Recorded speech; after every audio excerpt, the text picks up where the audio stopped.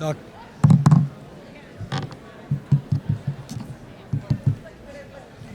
October 7th, 2024, 7:10 p.m.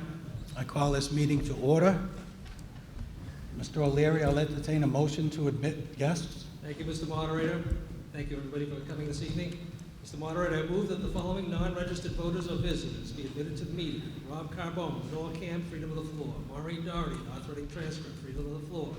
And further, that the following non-registered voters be admitted to the meeting and permitted to sit with the officials of the departments they serve. Susan Duplin, Town Clerk. Stephanie Conley, Assistant Town Clerk. Delaney Sharkey, Staff. Danielle McKnight, Town Planner. Patrick Daly, Superintendent of Schools. Darren Klein, KP Law, Town Council. John Eichman, KP Law, Town Council. Lillian Hartman, Director of Public Services. Matthew Cooper, IT Director. Allison Kane, Sound Manager. Eleanor Richard, Director of Youth Services. Michael Conley, Director of Finance, School Department. Harold Miller, Custodian, freedom of the floor. Mary Ann McKay, Treasurer Collector. Jerry Noel, Building Commissioner. Stephen Johnson, Attorney, KP Law. Matt Prince, Water Superintendent. Jason Smith, NORCAM, freedom of the floor. Sharon Keller, Library Director. Ann Bash Mahinia. Debbie Carbone, Assessing Manager. Sharon Keller, Library Director. Mark Zimmerman, North Reading Police Department Chief. Sophia Navalupo, Student Volunteer. Anthony Spina Jr., Student Volunteer. Nolan Barrett, Student Volunteer. Giovanni Garino, Resident. Joseph Parisi, DPW Director.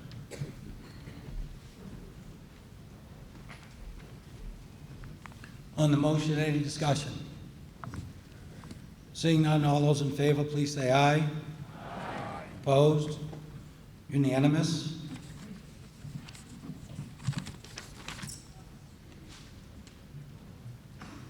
Are they going to bring them in?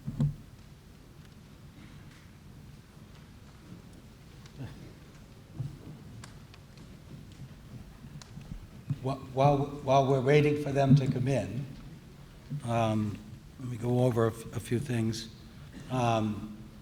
So in the event that we need to do a hand count tonight, I have 3 tellers. So first one is Jeff Simons. It's my right. There's a divider down the middle of the floor. So he's going to count the front and the floor. To my left, in front of me here, Lori Capizzuto will count the front and the floor. And the third counter will be Chris Hayden, and he will count all of the bleachers. Everybody should be wearing a badge in an aqua color. Make sure your badge is visible, because if we do a hand count, they need to see you're wearing a badge. Guests are wearing a black badge. Everybody knows this, but please make sure you shut off your phones so as not to interrupt the meeting. There are seats for guests on my left side along the wall, and department heads and employees and consultants may sit in the front rows. Seeking recognition. If you wish to speak, please go to a microphone, and when recognized, state your name and address for the record, and then you can ask your question or address the body what you want to say. We need to stick to what's in the 4 corners of the article, and that's it. It's not a discussion amongst a group. It's one at a time. And with that, I'll ask for a motion from Mr. O'Leary. Oh, actually, if we could, the Pledge of Allegiance, please. Please rise for the pledge. So able to do so.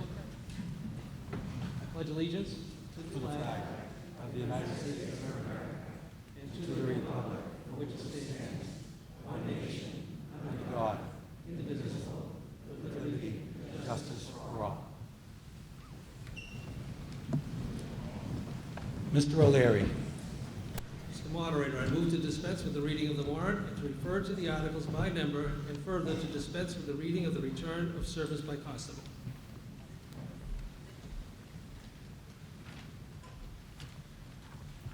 On the motion, any discussion? Seeing none, all those in favor, please say aye. Opposed? Unanimous. Article 1. Mr. Massey.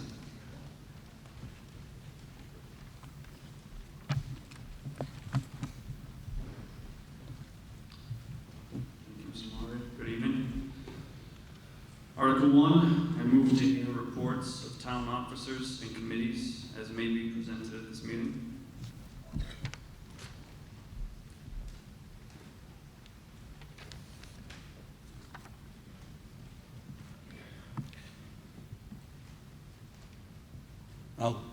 Are there any boards or committees seeking to give a report this evening?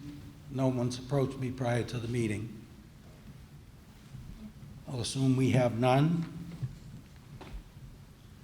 Any further discussion?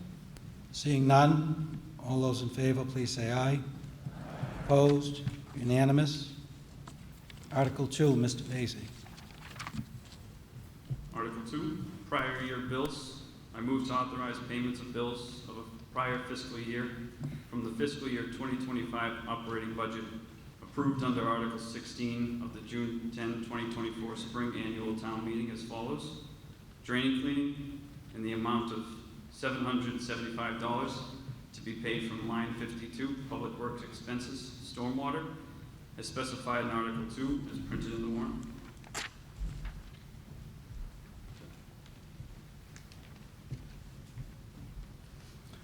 We have the motion. Can I have a recommendation for the Select Board, Mr. Macy?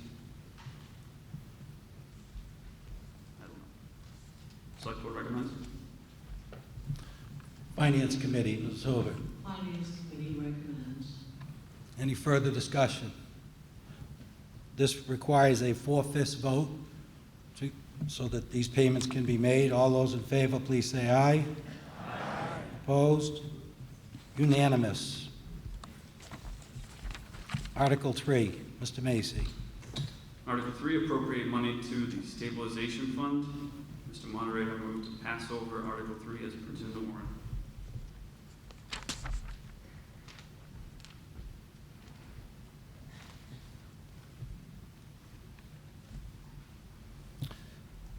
The recommendation from the Select Board, Mr. Macy.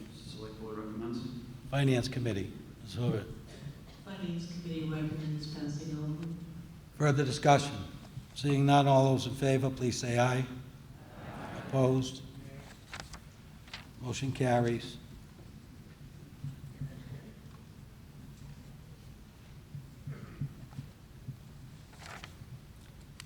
Article 4, Mr. Macy. Article 4, transfer funds to the Capital Improvement Stabilization Fund.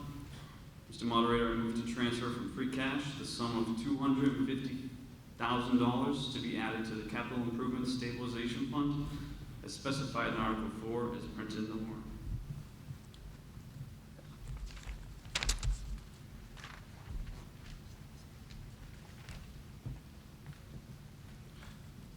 The recommendation for the Select Board. Select Board recommends. Finance Committee. Finance Committee recommends. Is there any discussion? Seeing none, all those in favor, please say aye. Aye. Opposed? Unanimous. Article 5, Mr. Macy. Mr. Moderator, Article 5, appropriate money to Solid Waste Stabilization Fund. I move to pass over Article 5 as printed in the warrant.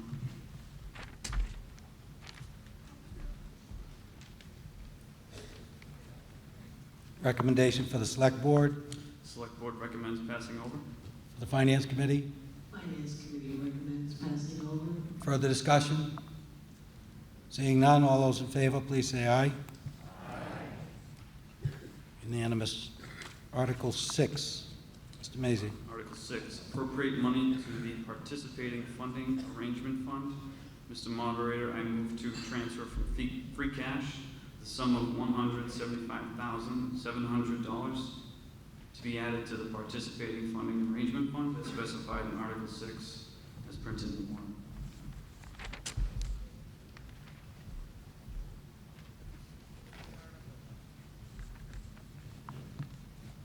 Recommendation from the Select Board. Select Board recommends. Finance Committee. Finance Committee recommends. Further discussion? Seeing none, all those in favor, please say aye. Aye. Opposed? Unanimous.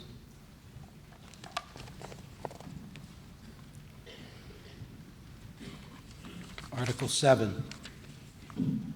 Mr. O'Leary.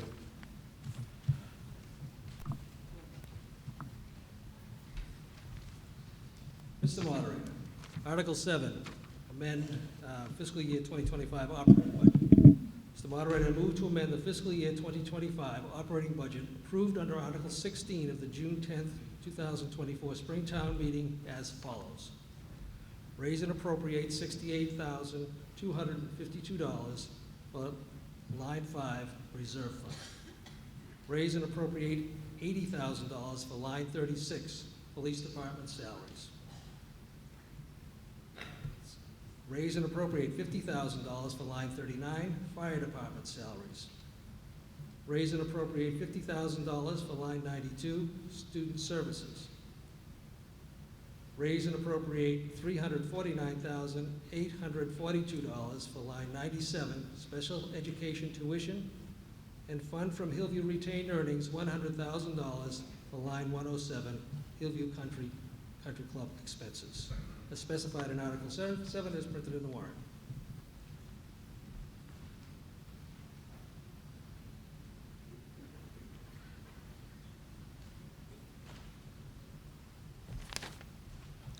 On the motion, recommendation for the Select Board. Selectmen unanimously recommend. Finance Committee. Finance Committee unanimously recommends. Any further discussion?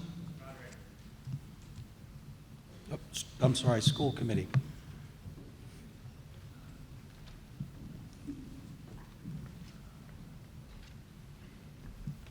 School Committee recommends unanimously. Sir.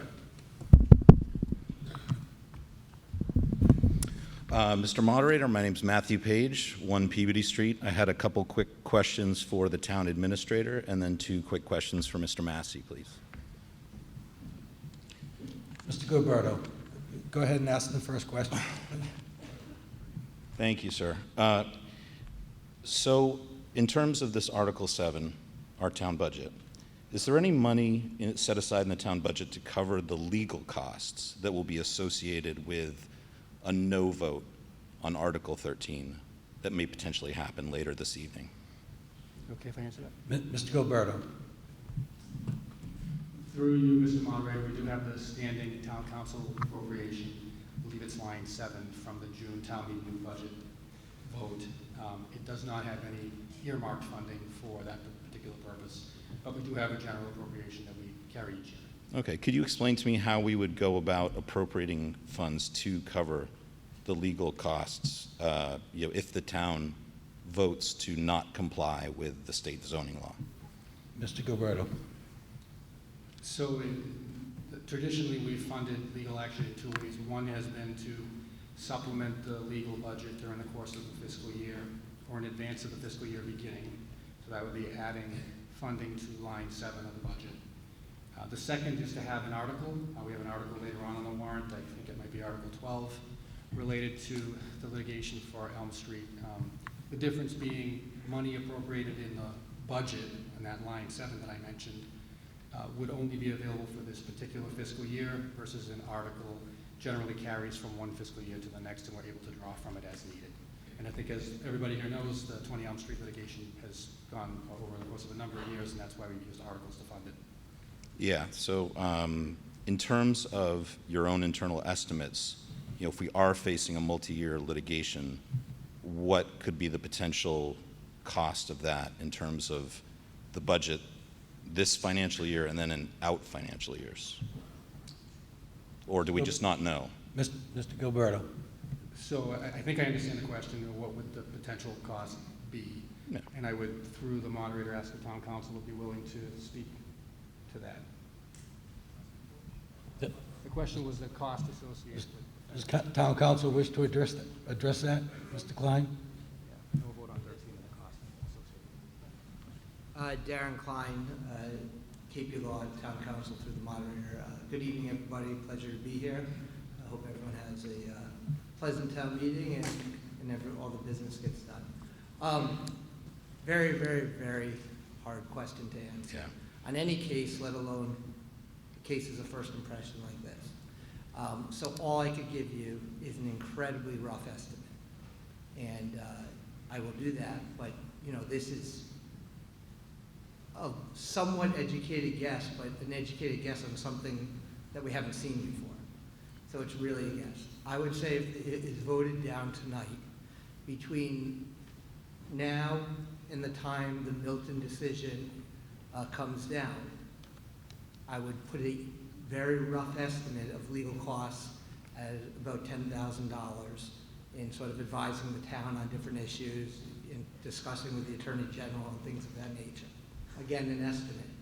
If the decision comes down, uphold in favor of the Attorney General, we anticipate that the Attorney General will seek to compel the various towns to comply very quickly, and we would estimate in such a case that the legal fees would be quite high, again, total estimate, but we would say about $10,000 a month until the case was decided, probably about 5-6 months of that. But that is a guess, and that's an estimate, and I'm doing my best because I know that is a question that you're asking. So, I hope you'll take it with what it's worth. It's an estimate on a case that we haven't seen before. Thank you. Thank you. Hi, Leo Schrantz for Winterberry Lane. Thank you. The way that I read this, and I could be incorrect in interpreting this, so apologies, is that we have $600,000 in unforecasted revenue relative to the FY25 budget. My question is, when I was here in June, I remember we had a massive debate around trying to fill a shortfall in the budget to drive the Prop 2.5 override, specifically around the school's budget, which was about 1.4 million shortfall, give or take. This would have made a massive difference, I think, in the way that conversation would have went had we known this was coming. So my question is simply, why was our forecast so off? Or am I misinterpreting where this $600,000 is coming from? Thank you. Mr. Gilberto. Through you, Mr. Moderator. So the projection we use for new growth, it starts with a forecast generally this time of year, so in the fall, before the July 1st budget year begins. We seek to update it during the course of the budget process, usually doing so as late as April or very early May with the best available information. However, that number doesn't actually end up getting certified by the Department of Revenue until late summer or early fall, which is what happened in this instance. The timing of some construction that we anticipated would be completed later than it ended up being completed is what contributed to this being available now versus in a future fiscal year. All right, thank you.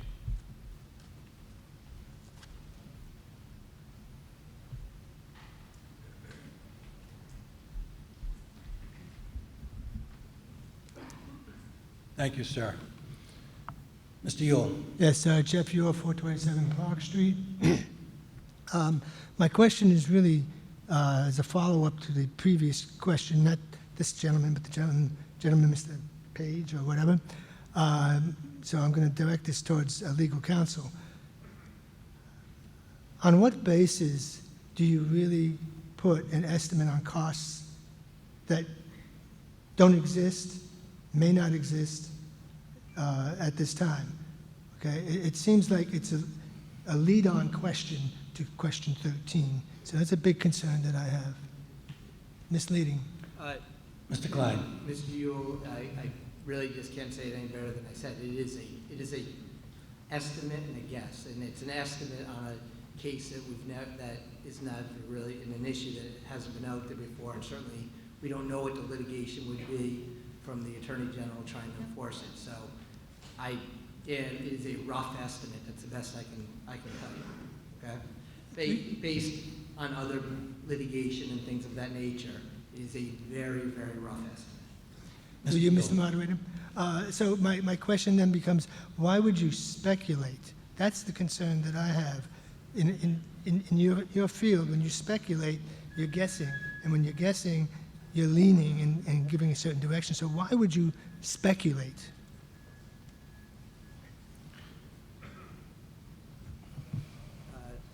Because the Mr. question- Klein. Because the question was asked, that's why I gave my best estimate. Okay.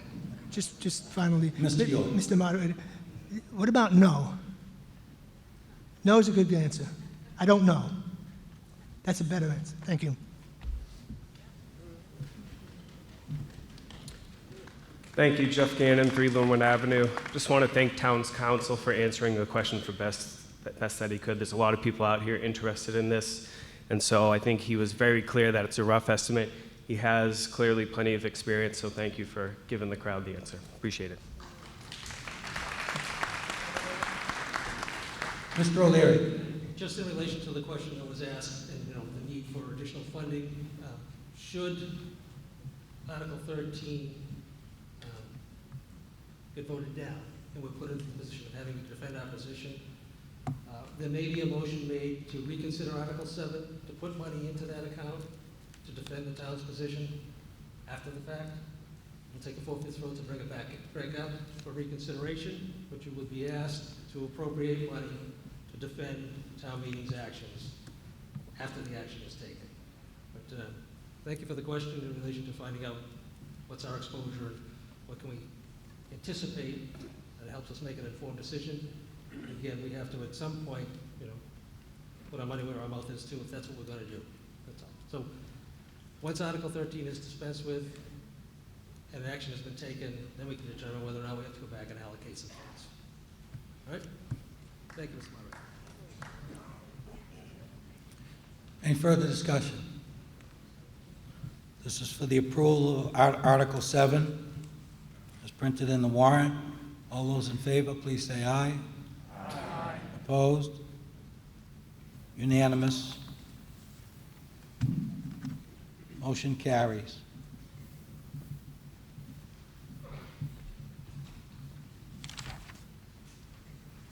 Mr. O'Leary. Mr. Moderator, Article 8, rescind authorization to borrow. I move to pass over Article 8 as printed in the warrant.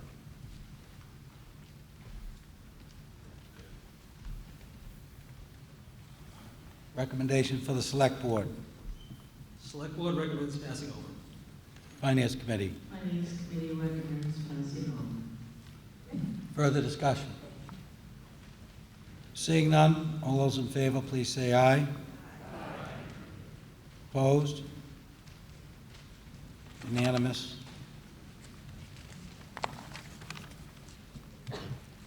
Article 9, Mr. O'Leary, and Article 9 will be 3 motions, is that right? 2, sorry.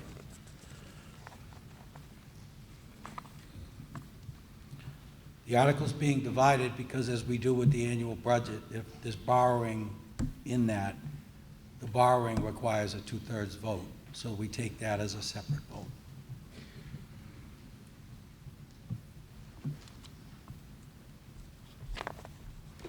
Mr. Moderator, Article 9, amend the fiscal year 2025 capital budget. I move to amend the fiscal year 2025 capital expenditures approved under Article 24 of the June 10th, 2024 Spring Annual Town Meeting by making supplemental appropriations as follows. $1,300,000 from free cash for the purchase of a fire engine pumper and all costs incidental and related thereto to be expended by the fire department. $300,000 from Article 10, wastewater planning, design, engineering, and/or permitting of the October 4th, 2021 town meeting, and $75,000 from free cash for the Town Center wastewater project and all costs incidental or related thereto to be expended by the Department of Public Works. $50,000 from free cash for Town Center wastewater project design, and $730,390 from Article 10, wastewater planning, design, engineering, and/or permitting of the October 4th, 2021 town meeting, $29,803 from Article 13, planning and design of wastewater collection systems, the October 15th, 2018 town meeting, and $400,000 from free cash for the Park Street Bridge construction project and all costs incidental or related thereto to be expended by the Department of Public Works, specified in Article 9 as printed in the warrant.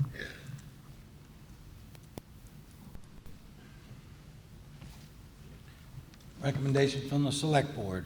The Select Board unanimously recommends. Finance Committee. Finance Committee unanimously recommends. Noel Kelly, 33 Leland Road. I remember when we bought the last ladder truck. What was it, 20 years ago now, 15 years ago? My question is, what's the resale value of the one that we have, and has that been accounted for in the purchase price? Mr. O'Leary or Chief, you want to address it? Chief Stats. Chief Stats. You have the floor. Good evening, everybody. Don Stats, Fire Chief. To address your question, sir, this is for the fire, one of our pumper trucks, not the ladder truck. The ladder truck's coming in Article 11.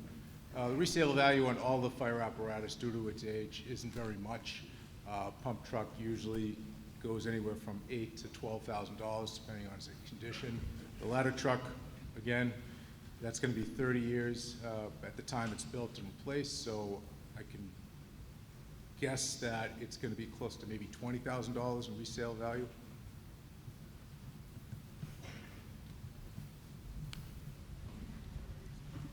Amy Sonia, 24 Fieldcrest Terrace. Looking at the fire engine pumper, it does say 1.182 million, of which is from the 104 Lowell Road revolving fund. Can you explain what that is, please? Mr. Gilberto. Thank you, Mr. Moderator. That was a special fund that was set up at the time the development began at 102, 104 Lowell Road in 2017 or 2018. The permit fees were deposited directly into that fund. That fund was then tapped into to support the building department for a number of years during construction. Turns out that it ended up with a pretty healthy balance at $1.182 million, which was more than we were, I think, necessarily even forecasting in the spring. That account was closed by vote of town meeting effective June 30th of this year, and so the balance of that fund was certified as part of free cash, I guess, late last month. So just to clarify for everybody, that is not sale of the Pulte property, correct? That is correct. It is not. Thank you. Yep. Further discussion?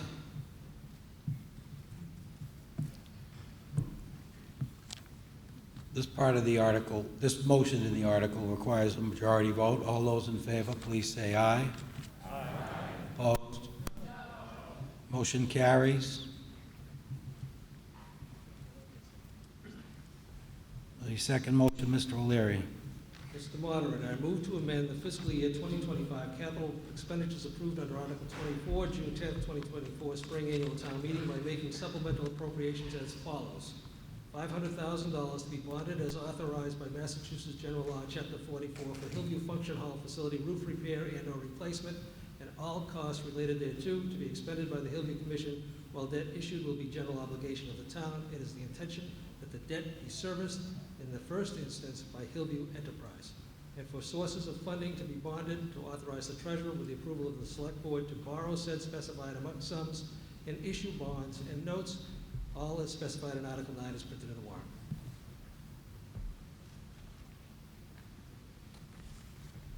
Recommendation from the Select Board. Select board unanimously recommends. From the Finance Committee. Finance Committee recommends. Just, Mr. Moderator, just by way of explanation. Mr. O'Leary. Last June, we asked town meeting to approve a $2 million bond project to replace the roof at Hillview. Preliminary bids have come in excess of that amount. It has given the Hillview Commission some pause in relation to how to proceed. So what we're doing is looking for an additional $500,000 to cover the cost of replacement and/or repair of the roof. In the previous article, we just asked for $100,000 transfer from retained earnings for the Hillview to basically put in their expense budget to take a look at the use of that facility moving forward. You know, whether we should be talking about replacing it and putting up something smaller, a clubhouse, new function facility, or putting money into this old building, which has been a money pit for 37 years now. So they want to take a little closer look, and if the conclusion is to move forward with the roof project, they want enough funds, sufficient funds to move forward with it. So that's why the additional $500,000 is being requested. And again, this will be paid out of Hillview Enterprise funds and Hillview receipts, not general tax dollars. Keeping in mind that that whole operation out there, including the purchase of it, was done without any expenditures of taxpayers' money. great operation. And congratulations to the Hillview Commission for a job well done. Further discussion?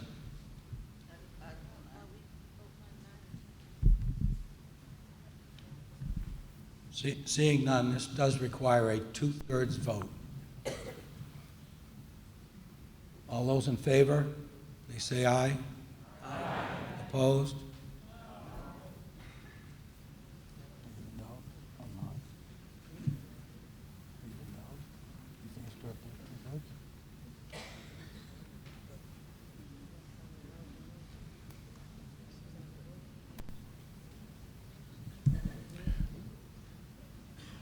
We'll take a hand count.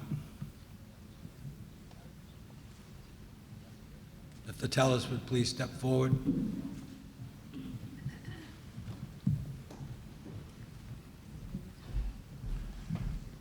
All those in favor, please raise your hands and keep your hands up.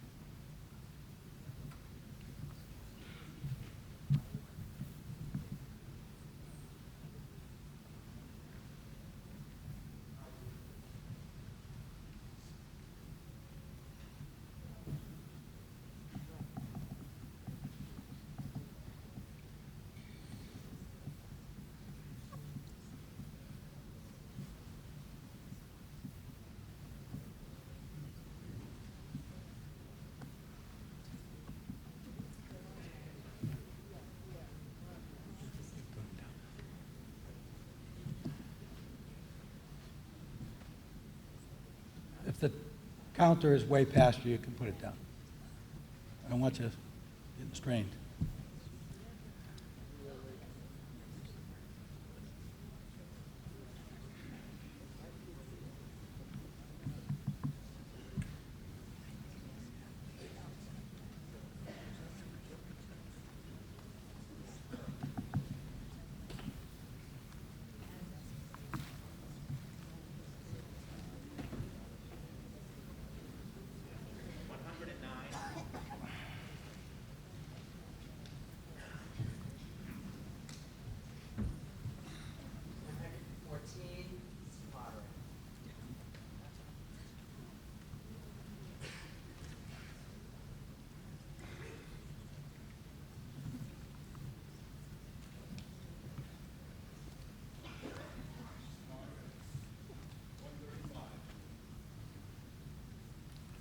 All those opposed?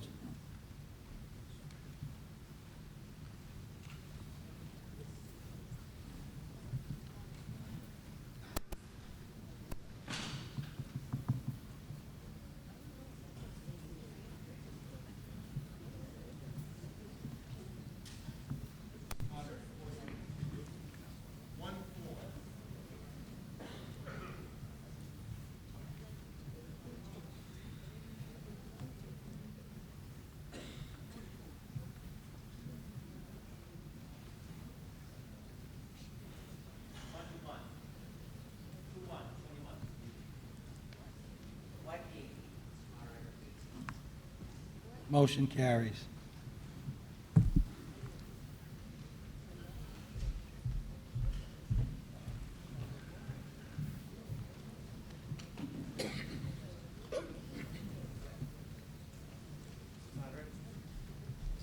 Yeah. Yeah. So it was 358 yes, 53, and 53 no.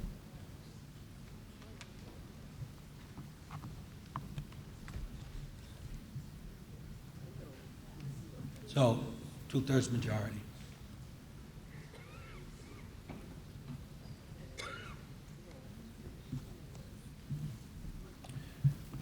Mr. O'Leary. Mr. Moderator, Article 10. I move to appropriate $4,500,000 to be bonded pursuant to Mass General Law, Chapter 44, Section 7, or any other enabling authority, and to authorize the treasurer, with the approval of the select board, to borrow said specified sums and issue bonds and notes for the reconstruction of the Chestnut Street Bridge over Ipswich River and costs related thereto to be expended by the Department of Public Works.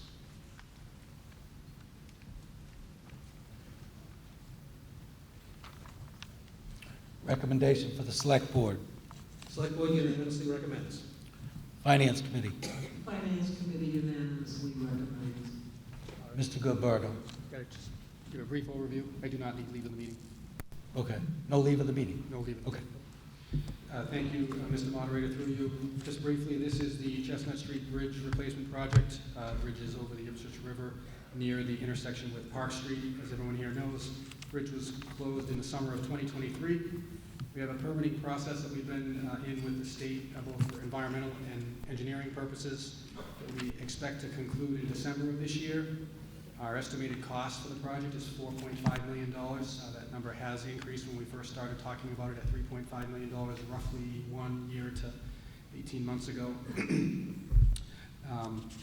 The average annual debt service, so paying back the bond on it, is estimated to be $307,688, including interest.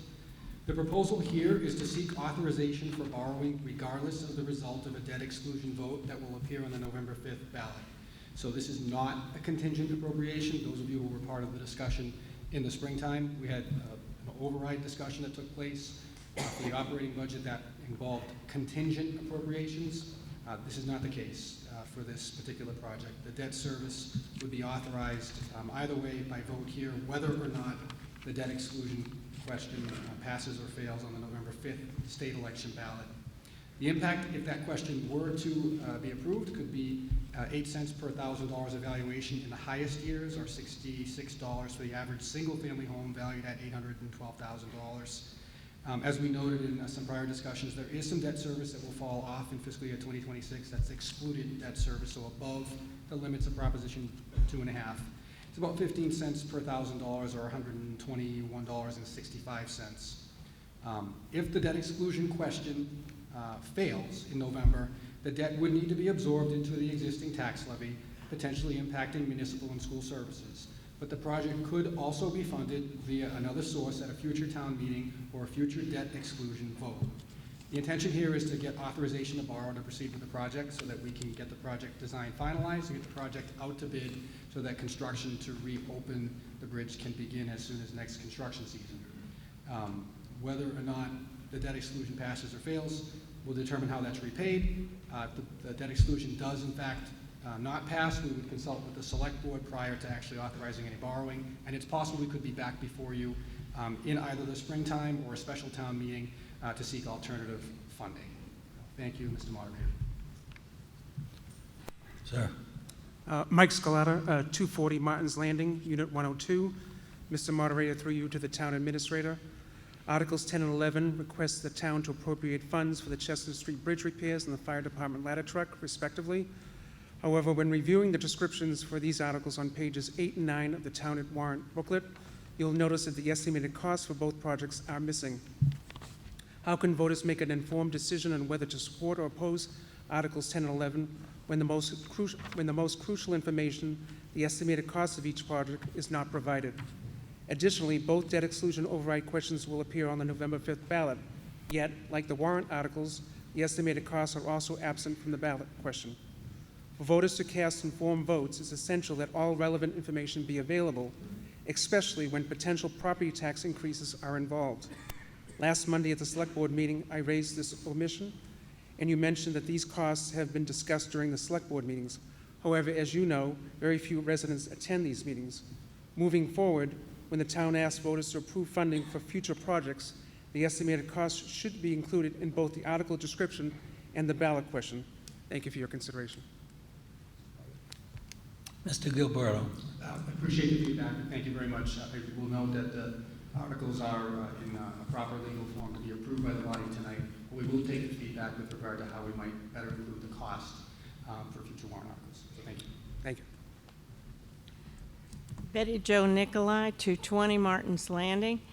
Point of clarification, I have taken an early absentee ballot, and the two issues are on the ballot, and they do not mention the amount, but they are for the 2.5 override. The last two issues on the ballot. One One is for the bridge, one is for the fire truck. Mr. Gilberto. Through you, Mr. Moderator, so again, the questions are in proper legal form to be considered. They've been approved not only by Town Council, by the State Secretary of the Commonwealth. A little bit of a nuance, when you do an operating override, I believe you're required to state the dollar amount to be raised and appropriated versus for a debt exclusion, which is similar but not the same as a Proposition 2.5 override. You're purely excluding the debt service for the project in whatever amount that it might be.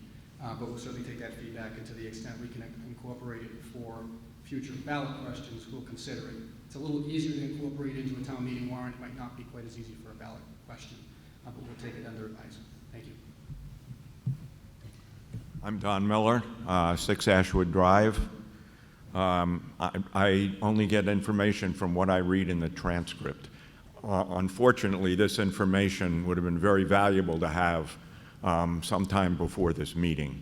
I'm not sure why that didn't happen, why all the, in the warrant, all the select board and finance committee recommendations are not going to be told until the town meeting. But my main question is, according to the transcript, there's $7.6 million in free cash.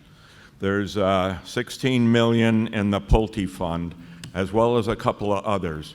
So that's over $23 million. So why do we need to talk about getting a debt exclusion for a $4.5 million expenditure that's, you know, a little over half of what's in the free cash? Mr. Gilberto. Through you, Mr. Moderator, appreciate the question. Thank you. A couple of things. First is use of free cash for. Stop that echo. Is that better? Okay. With regard to the use of free cash, it's a large capital investment, and we generally are seeking to utilize free cash to either add to stabilization funds, to service existing debt service, as was the case as recently as this past June town meeting, and to fund warrant articles that might come up at the June annual town meeting. Those are among the reasons why we would not necessarily be proposing to fund the project with free cash. Secondly, with regard to the debt service and the town-owned land funds, I've just put up an analysis here that was prepared by the finance director, who's over to my left there, with regard to the net gain and loss of investing funding versus using the funding. And we found that by basically maintaining the balance with the high interest rates and forecasting out what we expect the borrowing would be, it's a net gain of about $8.5 million for us. So we end up with about $15 million that's invested and borrowing $6.4 million. We yield about $22.7 million in compounded interest. I get that right, Lorianne? Versus if we were to spend the balance and not borrow, we would only end up with about $14.2 million in compounded interest over the 20-year term for the project. So based on all of that information, that's the recommendation from the financial planning team, and it's what was forwarded by the select board. As a follow-on to that, I read in the stabilization fund that's got $4.9 million in it. For some reason, this was passed over tonight without putting any more into it. But that's enough to fund this project, which is specifically said in the town warrant is for unexpected expenditures. I've lived in this town for over 50 years, and I think the failure of the Chestnut Street Bridge is certainly an unexpected expenditure. Thank you, sir. I'm getting old. Aren't we all? Hi, good evening. Can you hear me? Leah Stracklercy, 39 Haverhill Street. I just have a clarifying question. So I understand that this article is basically talking about, you know, contingent on what happens with the debt exclusion in November, how this is going to be funded. I guess, can you just explain what is the impact if this article doesn't pass? What does that mean for the Chestnut Street Bridge project?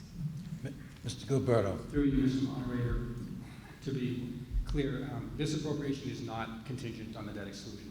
So if the borrowing were to be authorized tonight and the debt exclusion were to fail, the project would still be authorized. There would be a discussion with the select board with regard to whether or not we actually want to go and borrow, because the impact is to have to cut within the limits of Proposition 2.5 most likely in operating budgets, including the school and municipal budgets. So that's a concern that we have. We believe, based upon the timing of debt service for the projects, that we may be able to bring forth some other alternative solution, but it's not going to be one without impact, which is why I feel the select board in the summer proposed a debt exclusion. Thank you. Irene Yule, 427 Park Street. So I'm not sure about this one. For those of us who do listen to select board meetings, either we go or watch TV or tune in, there's a handful of us that realize 4.5 million is the dollar amount that we're talking about. But for many people here, it's the first time they've heard that such a large amount. And considering a lot of the other things that we're being asked to vote on, and future, like within the next couple of years, maybe a new fire station, or at least, fixing the old one up, it's always in the millions of dollars. And I know that a select board member, because this was brought out at the last meeting that I listened to, actually interviewed and spoke with people who live on Chestnut Street, who were impacted by the bridge closing. And he said 80% of the people said, we hope it never gets fixed. Because the traffic clearly will, be they're all over the place. And we've always been, I remember when our kids were little, and we've always been concerned about the traffic for the kids spot. And the residents are concerned that they love the peace and quiet. I'm sure this is a problem for Monahans, though. But maybe, we all go around like maybe 2/3 of a mile to get to Monahans. It's just a lot to consider, and the economy is still not great. We have a lot of things coming up in our town that all cost money. Would it be feasible to say, put it off for a year or two?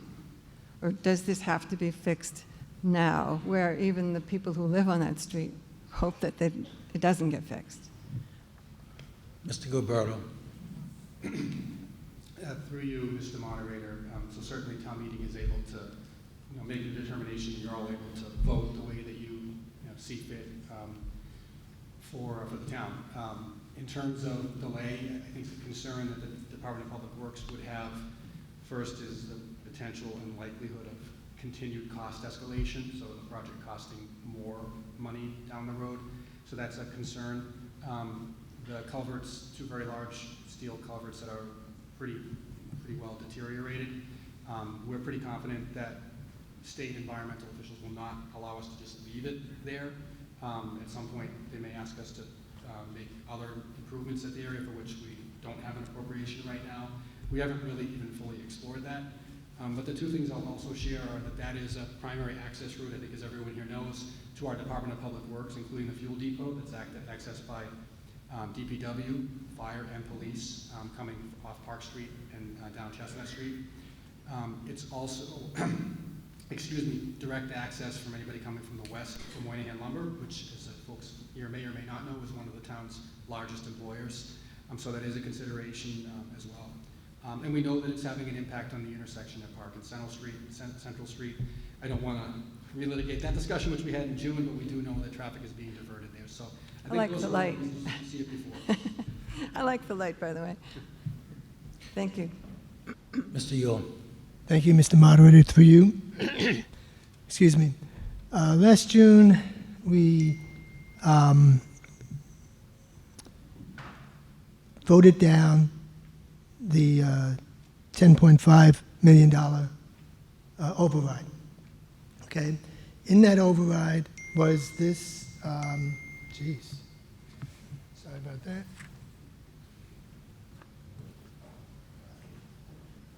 In that override was this, was the bridge, was the ladder fire truck, correct?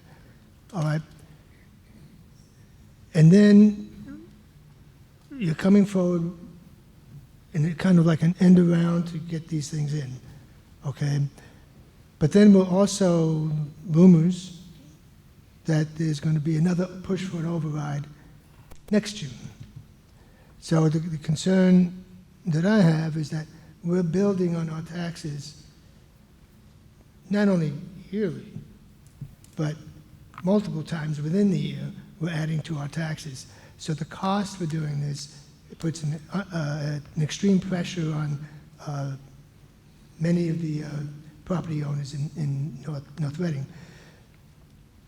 So I don't suggest that we vote for this now. The people that live on Chestnut don't really want it. It's only maybe a half a mile more to go around to get back onto Chestnut Street.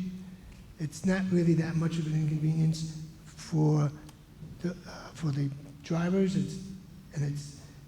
and the residents prefer not to have the bridge. But I believe it has to be done eventually. That I do understand. Okay, interest rates are going down, and we hope they continue going down. We hope that what happens on November 5th, they start to go down even more. So there is a benefit to waiting a year. I don't know what they're going to shoot up to, and I don't know what they're going to drop down to. I realize it's a hit or miss, but an opportunity to wait and conceivably save more money than we lose. Thank you. Oh, Mr. Gilberto. Just briefly, because I don't think I said it earlier, but for those who do not know, the debt service, so repaying the bond for this project and for the ladder truck, they were included as part of the $10 million override that was proposed in June and approved at town meeting, but defeated at the ballot a week later. So at the time, we had indicated that these projects were going to need a funding source and that they would likely be in the form of a return to town meeting for a project. We've opted not to make this appropriation contingent on a debt exclusion because we understand the concern and hear the concern from the taxpayer. But the project will need to be authorized if it's going to be able to proceed. Thank you. Amy Sonia, 24 Fieldcrest Terrace.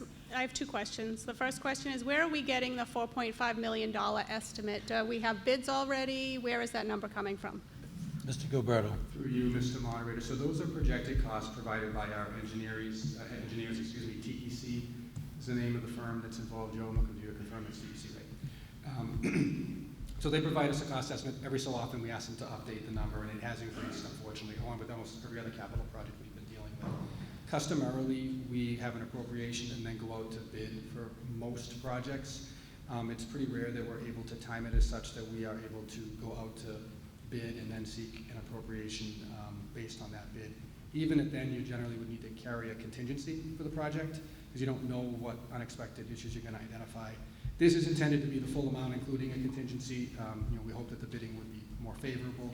We did have a project that we bid out recently for Park Street Bridge that did come in lower than we were projecting, and that certainly was favorable information.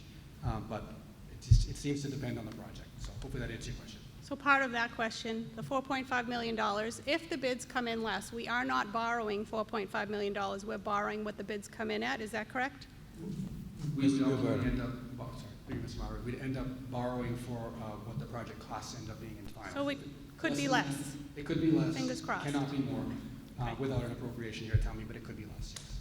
My second question is, looking at this slide, there's a tax levy that's falling off. Is that correct? That's correct. So if this gets passed at town meeting and at the ballot, we as taxpayers aren't going to feel a huge increase on our taxes. It actually looks like it's less than what we're paying now, about $55, $56 less than what we're paying now, if that's what I'm understanding. That is correct, yes, that's what we're projecting. Thank you. Rita? Rita Mullen, 29 Abbott Road, North Reading, Mass. Full disclosure, I do work at Moynihan Lumber, one of the biggest tax-paying businesses in town.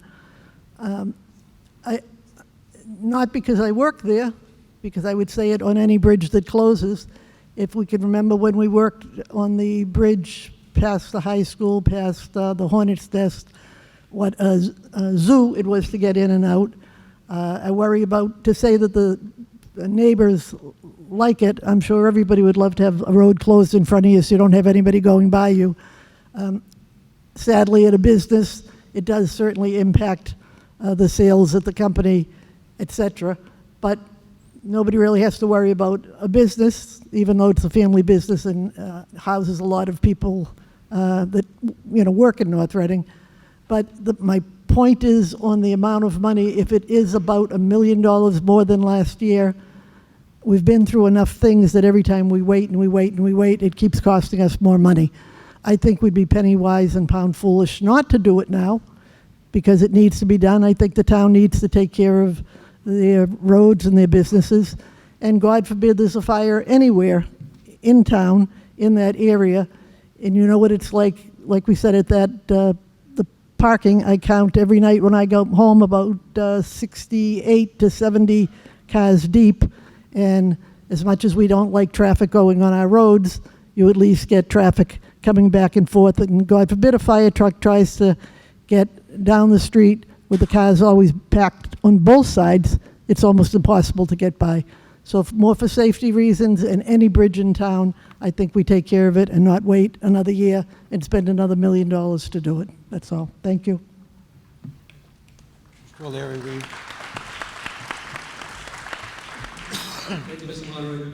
The Select Board and the planning team have taken this approach where we're not going to tie it to the debt exclusion vote because of the fluctuation in the cost estimates that we've been seeing here. So what we're asking for is authorization to borrow to get this project done if we can fit it within the budget. Before the expenditure is made and the bids are accepted, the Select Board will be contemplating whether or not it can or cannot fit along with the Finance Committee within the budget.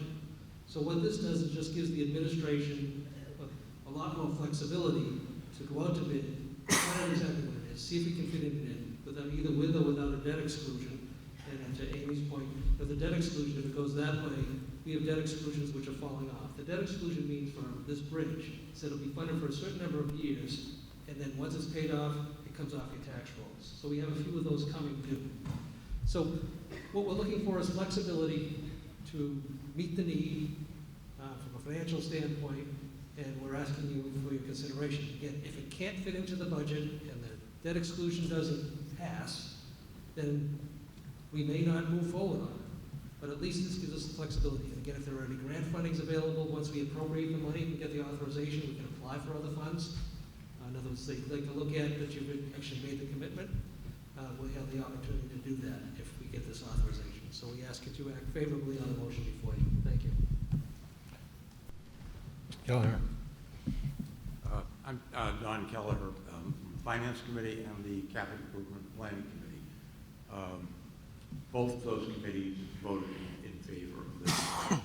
I would just like to point out that when we looked at this last June, we were looking at a $4 million estimate. Again, it's an estimate, it hasn't gone out to bid yet, so there's nothing cast in concrete. That estimate is now $4.5 million. Delaying it in all likelihood is going to increase the cost in a project that ultimately will have to be done. We're not going to be allowed to leave, and shouldn't be allowed, to leave the culvert in the condition it's in. Somebody is going to come in and say it's got to be improved one way or the other. So there's going to be cost incurred to fix it. And as I say, at the cost escalation that we've seen in the past 6-7 months, maybe that doesn't continue, but it isn't going to go down. So I think now is the time to do it. It needs to be done. We've known about it for some time, been studying it. It's inconvenienced people, and it's not just the neighbors. And I would like my street to be closed for a while too, and I live in a cul-de-sac.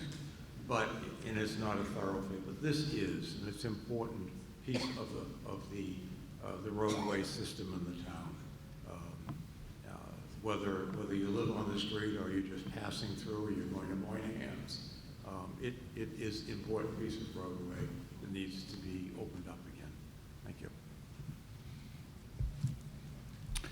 Further discussion? Seeing none, this requires a 2/3 vote. All those in favor, please say aye. Aye. Opposed? No. Motion carries. I declare a two-thirds majority.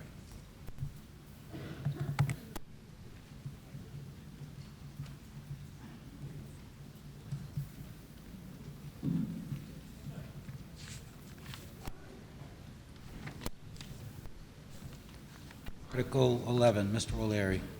Mr. Moderator, I move to appropriate $1,900,000 to be bonded pursuant to Mass General Law, Chapter 44, Section 7, or any other enabling authority to authorize the treasurer with the approval of the Select Board to borrow said specified sums and issue bonds and notes for the purchase of a ladder truck and costs related thereto to be expended by the fire department.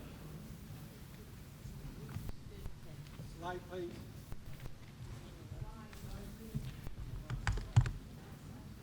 Recommendation for the Select Board? Select Board unanimously recommends. Finance Committee. Finance Committee unanimously recommends. Further discussion? Mr. Gilberto. Just very briefly, similar financial arrangement with different numbers here. This is borrowing authorization that is not contingent on a debt exclusion. Total cost projected at $1.9 million. Average annual debt service to be $142,000 annually. Seeking that authorization again without a contingent vote on a debt exclusion. The annual household cost is projected at 4 cents per $1,000 evaluation, or $31 for the average single-family home, valued at $812,000. Again, as talked about in the last slide, there's about $122 worth of debt service. That's an additional tax increase that will be falling off in fiscal year 2026. If this debt exclusion were to fail in November, the debt would need to be absorbed into the tax levy, potentially impacting municipal and school services, but the project could also be funded via another source at a future town meeting. I will just make clear, we are seeking to purchase this ladder to replace an existing ladder. The intention is to not carry 2 ladders, but to have one new one, to most likely trade in the second one. That's generally what ends up happening. It's not being requested in anticipation or in advance of any anticipated development. It's being acquired to service what we have today here in town. Further discussion? This requires a two-thirds vote. All those in favor, please say aye. Aye. Opposed? No. I declare the two-thirds carries.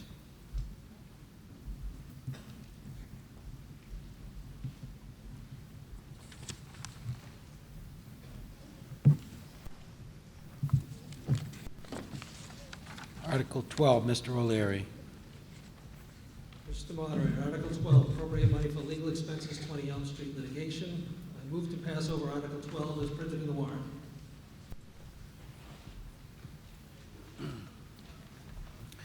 Recommendation for the Select Board. Select Board unanimously recommends. Finance Committee. Finance Committee unanimously recommends passing over. Any further discussion? Hi, Marilyn Barry, 2 Greenbrier Drive, North Reading. I just have a question. This is the 3rd time you've passed over this bill, and I would like to know what is the status of this lawsuit, because I can't find any progress, non-progress anywhere.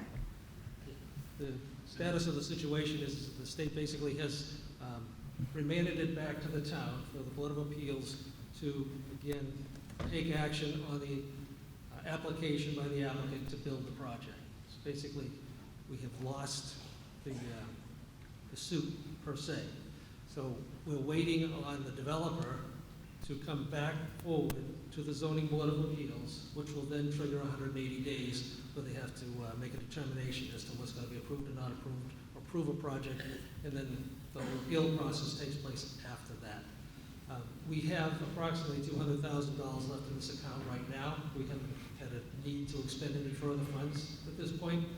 So we're just waiting on the developer to start the time clock ticking based upon whatever the developer is going to put forth again for consideration for the Zoning Board of Appeals to act on.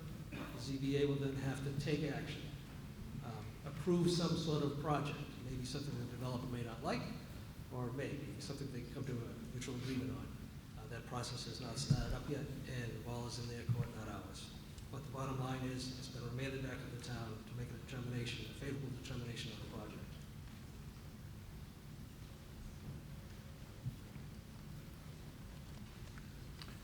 further discussion? Seeing none, all those in favor, please say aye. Aye.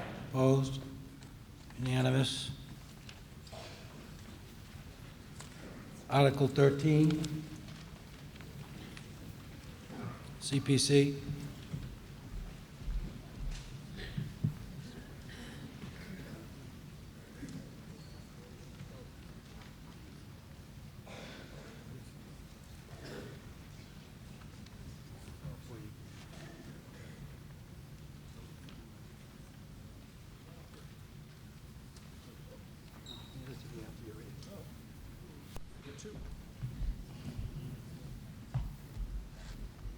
Hey, everybody. Need these. Mr. Moderator, Article 13. Amend code zoning bylaws, establishment of Lower Road multifamily zoning overlay district. I move to approve Article 13 as printed in the warrant.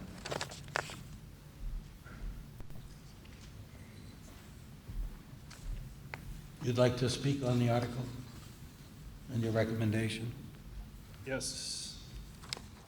Just kind of an update. If you recall, I provided an update at the June town meeting. I wanted to do something about similar length. Promise you less than 2 minutes. The following 3 articles, 13, 14, and 15, are zoning amendments related to Mass General Law, Chapter 40A, Section 3A, also known as the MBTA Communities Act, seeking to create a new multifamily zoning overlay of 2 parcels located on Lowell Road, also known as Edgewood Apartments and Martin's Landing.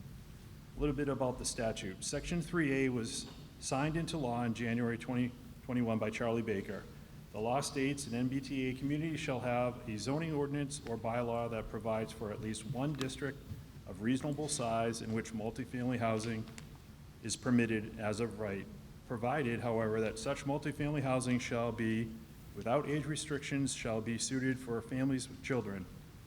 The district shall have a minimum gross density of 15 units per acre, subject to any further limitations by Section 40 of Chapter 131 in Title 5, and be located not more than 1/2 miles from a commuter rail station, subway station, ferry terminal, or bus station if applicable. Per the statute, sure, sorry about that. Per the statute, the MBTA community that fails to comply shall not be eligible for 4 discretionary grant programs: Housing Choice Initiative, Local Capital Projects Fund, and Mass Works, Housing Works. Process. The state's Executive Office of Housing Livable Communities, otherwise known as EOHLC, drafted and revised guidelines for 3 over the preceding 2.5 years to provide cities and towns with the requirements for the compliance. Our planner, Danielle McKnight, worked creatively with the state to identify 2 parcels now proposed, which together total 79 acres, and notably are almost built out to capacity. Edgewood Apartments has 406 units. Martin's Landing, once completed, will have 502. I say notably because in the second paragraph of the final guidelines issued on August 10th, 2023, it reads, "The purpose of Section 3A is to encourage the production of multifamily housing by requiring MBTA communities to adopt zoning districts where multifamily housing is allowed as a right, and that meet other requirements set forth in the statute."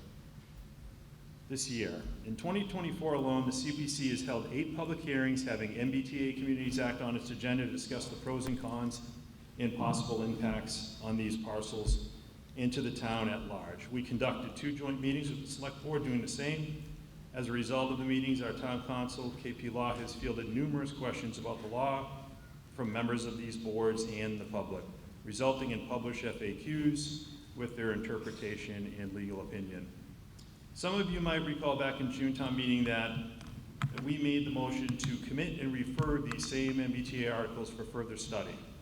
In true report to this October town meeting, Selectman O'Leary made a motion to amend the first article and articles thereafter with the added provision that we bring it back to the October town meeting for action. The implication of the provision was that the CPC's article, as written in collaboration with town council, lacked the assurance that the residents would actually get to vote on these articles, specifically at the October town meeting. And here we are today, making good on the promise. I want to thank all of you that have participated in the process.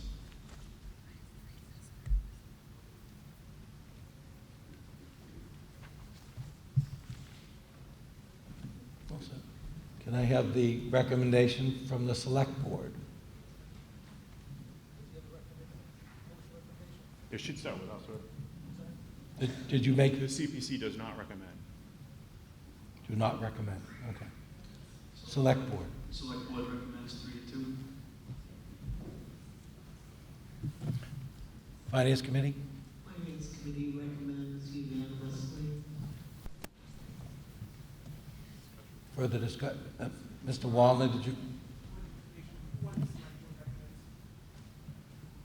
It was Steve O'Leary, myself, Rich Wallner, and Vincenzo Studo. I think we should invite up town council to go through the FAQs, so we're all on the same page.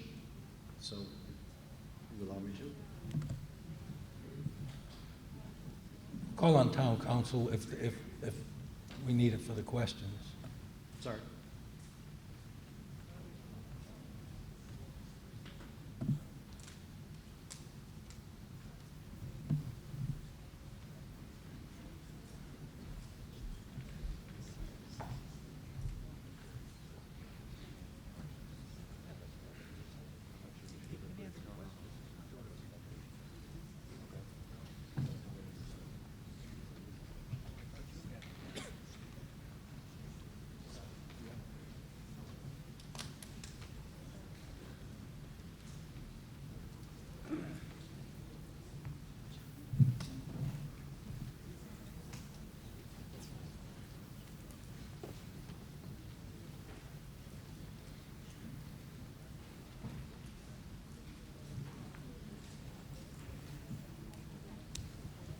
Give me a moment.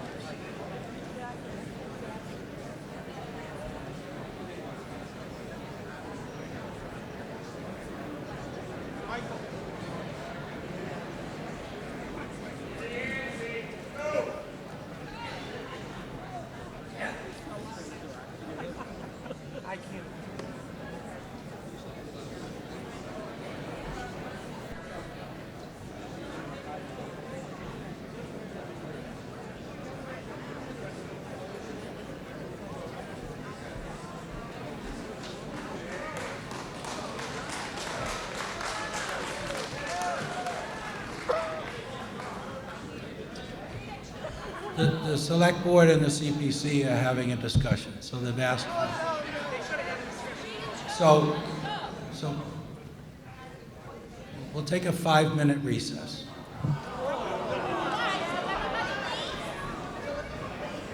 No. Many minutes? 5 minutes?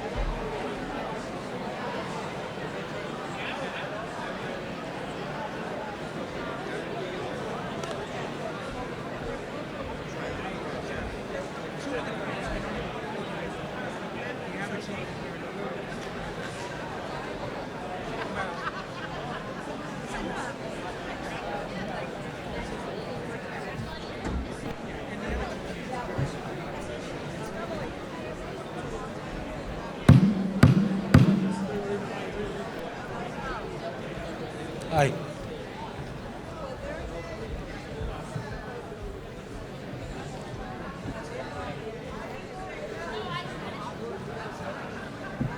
Who-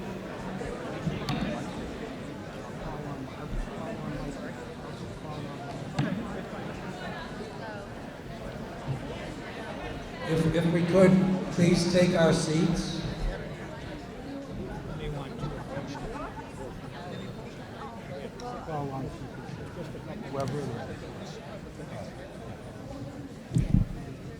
If we could please take our seats. The CPC and the Board of Selectmen had some conversation. So I'm not privy to it. I'll just tell you this, that Mr. Gilberto is going to make a presentation about Article 13. Yes, I'd just like to say that during our discussion, the select board made a vote 2-1 that we would have a town administrator give you 8 slides to give an overview, and that it would be followed up by the lawyers or town council to give you the FAQs. And I don't think CPC has anything more to present tonight. Thank you. After Mr. Gilberto's completed his presentation, I will ask for the CPC to say something. They need to be heard. Thank you. Through you, Mr. Moderator, I have the floor. I am not requesting leave of the meeting, but I may be right up at the 5 minutes that I think I'm limited to. So I will try not to repeat what the CPC chair reported, but there was a state law in 2021 that established this requirement that towns establish a multifamily district. The proposed district is at the 100 and 104 Lowell Road area. It needs to be at least 50 acres. This site is 80. Needs to allow multifamily housing by right, which means you don't need to go for a special permit. The minimum density must be 15 units per acre. And the capacity of the zoning needs to allow for at least 750 units, with the current permitted capacity being 908 units once fully built out. Focus is on what the zoning allows, not what will be built. There's no requirement for infrastructure or for construction to occur.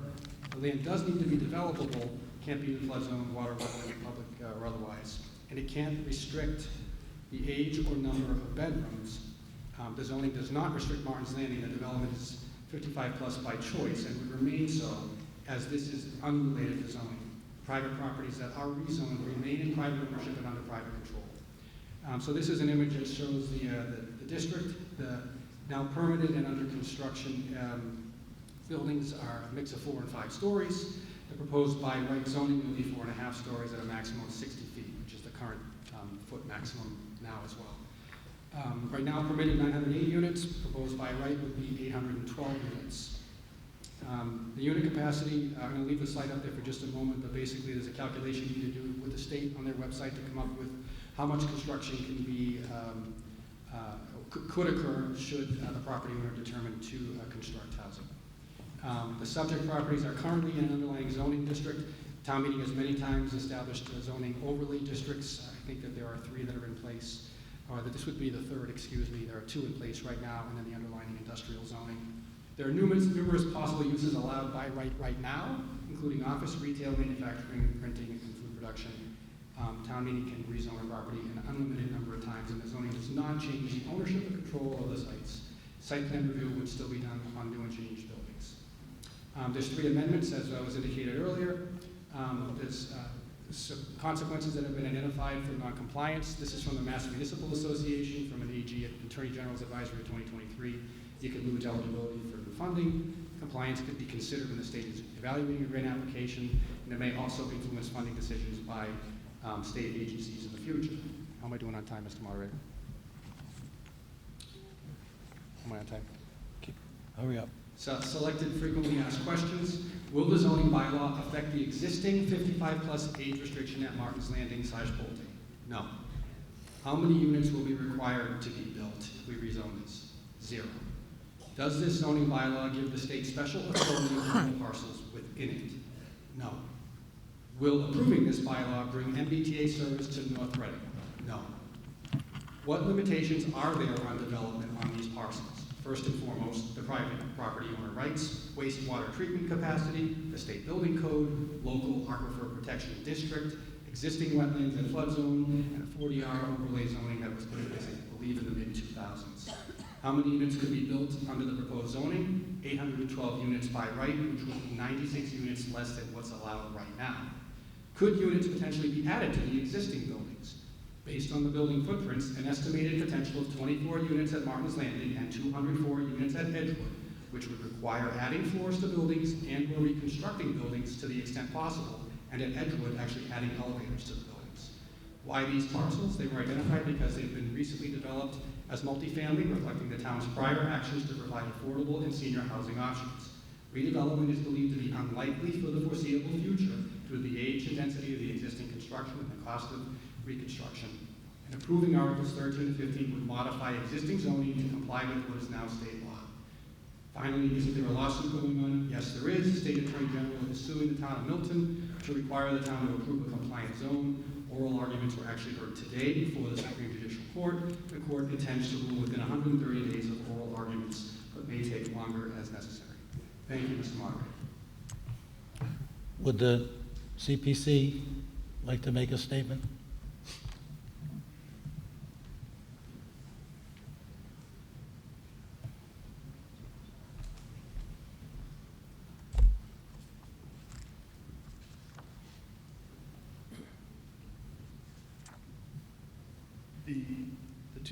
The two parcels of land, the two parcels of land, as our town administrator points out, are already multifamily zone. I think what we need to realize, and what we kind of realized over the nine months where we really dug into this starting in January, is that there's a big difference between the town zoning its properties, its parcels in a particular manner for multifamily. It's very different the way it's done with this new law, the 3A law. And I'll give you just an example. It's not a huge document, but the guidelines that give all the definitions for this. So we read, and Mike showed some of the language in the law, and the law is this big, you know, as Brad knows, you know, it's pretty short, it's got a few provisions in it. And then, you know, one of the state agencies, in this case, the Executive Office of Housing and Livable Communities, takes it and adds all these guidelines to it. And so just to read one of the guidelines, which differs for the way the town would term a multifamily. So housing suitable for families, this is in their definition. So this means this applies to this parcel if it's voted. Housing suitable for families means housing comprised of residential dwelling units that are not age-restricted housing and for which there is no zoning restriction on the number of bedrooms, the size of the bedrooms, or the number of occupants. So that's different than what we would allow. I mean, there's building code that makes you question building code here. I think it has to apply to building code. And again, this is just one item that we kind of picked apart in the guidelines. So I'm not going to sit up here and try to go through every one of them. That's kind of what we did the last 9 months. And if you attended some of the meetings, whether in person via Zoom, you probably got to hear some of these FAQs that they alluded to, and you see some of the questions that was from the public and from the CPC. So I'll just leave it at that. And pass it back to you, Mr. Moderator. Mr. Pierce?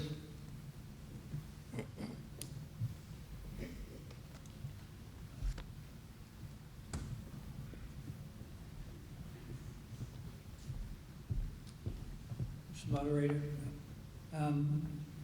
the state has the opportunity or the ability to change our zoning at will anytime they want to. And that's not more obvious any place than 40Bs. And I assume most of the people here, because we've done a few 40Bs in town, they know what that is. That's what the state comes in and says, you've got to build housing there, even though the zoning may be commercial. And we've lost a couple of commercial properties to residential because the state has the ability to, with that 40B program, to basically say they don't have to adhere to any of our zoning. So the state actually has that ability. So one of the big questions here is why do we have to vote on this one?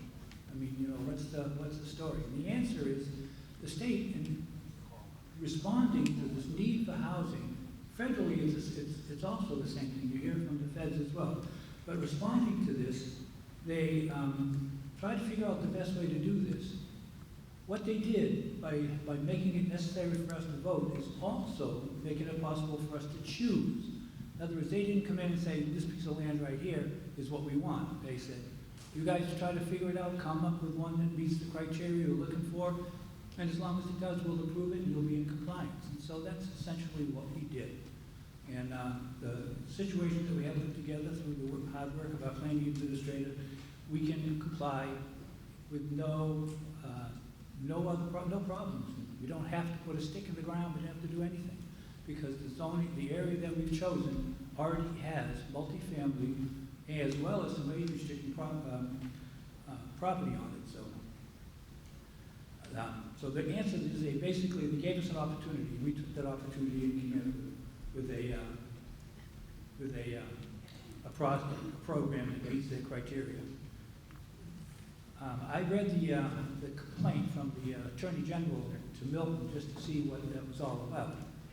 And they are dead serious on this, and I don't know if anybody watched TV before they came tonight, but there was hearings being held from Milton in court today, and at the end of those hearings and everything, the Attorney General came out and said, I don't care, this is happening and that's it. They pretty much need to do this to try to stimulate some housing in this state. So in reading that, the complaint from Milton, when you get to the end of it, it lists all the different ways that the state's going to try to make sure that we do this zoning. And like the final line is, they say, including to appoint a special master to come into the town and make that zoning happen. I don't think to be denied.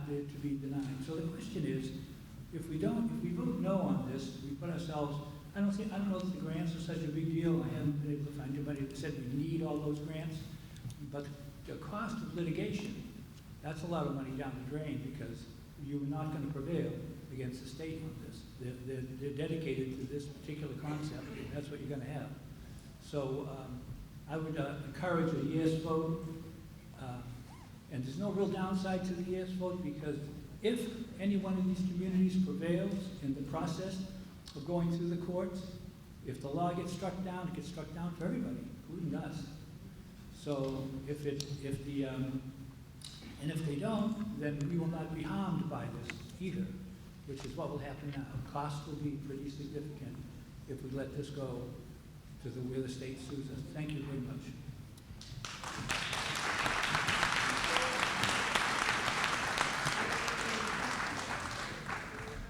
We'll get to the questions. I don't know where to start really, but I mean, I'll just try to be straightforward. I mean, this is a form of eminent domain. I hate to, be so stark with the term, but what's different about this, so people have used the example of 40B. We've all heard of 40B, right? Anybody that lives off Elm Street's heard of that. We did a pretty good job of fighting that off for a little while. But 40B it's either, when it was passed in 7 or whatever, 40B, the penalty is the developer gets to do what they want.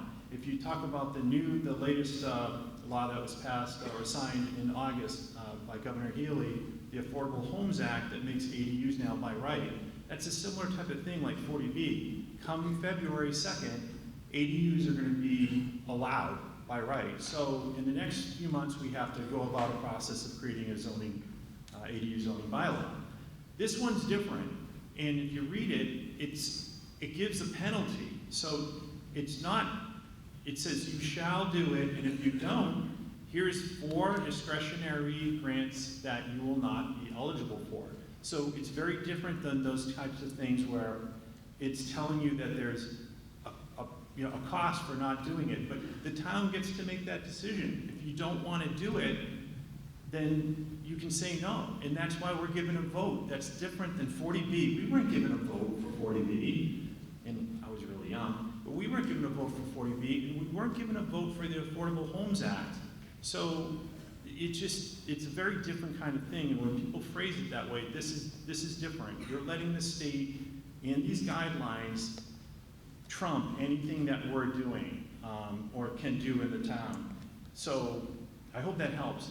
And also, with the scaremongering that I hear, I mean, you have 17 other towns previously voted no on this. 2 of them are right next door, Wakefield and Middleton. So these aren't, towns out in Western Mass, and it's not even MBTA communities out in Western Mass, but these are neighbors, and they represent almost 350,000 Massachusetts residents. So when we talk, we're not standing alone in this. And tonight, how many town meetings? You have 60% of the 177 MBTA communities have not voted on this yet.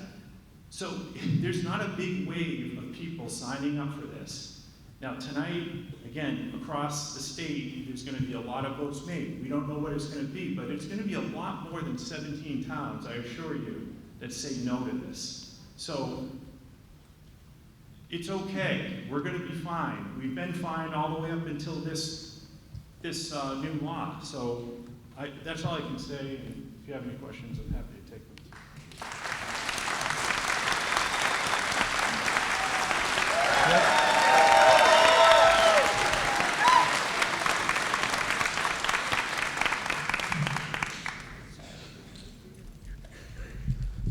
We should be good. May I have a sec? Maybe you should be ready to rock and roll. Let's find out. Is he presenting? There's a good sign. We'd love to see that.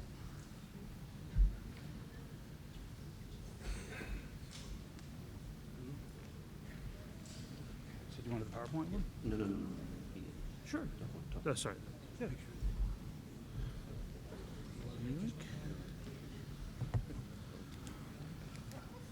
And where is it?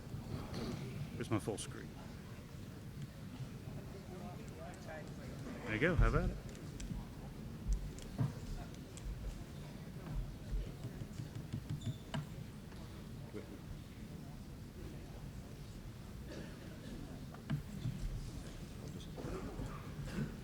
Yeah, page on. You're good to go. Hi, good evening. Dan Mills from the Finance Committee. We had a different opinion from the Community Planning Commission. We voted all unanimous to recommend approval of this article. Just wanted to explain our thought process. The Finance Committee reviews articles in front of town meeting that involve financial matters, and then also ones that have potential financial consequences. We think this may have a potential financial consequence.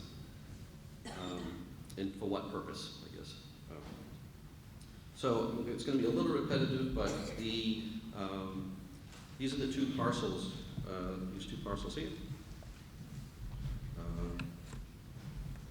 Edgewood and Martin's Landing.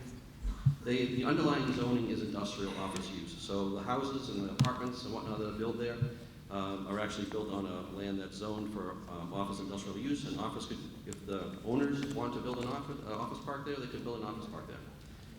It's zoned for that use.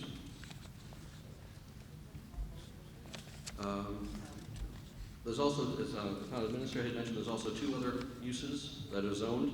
One is the Aquifer Protection District, which is this blue. It does actually encompass these 2 lots as well.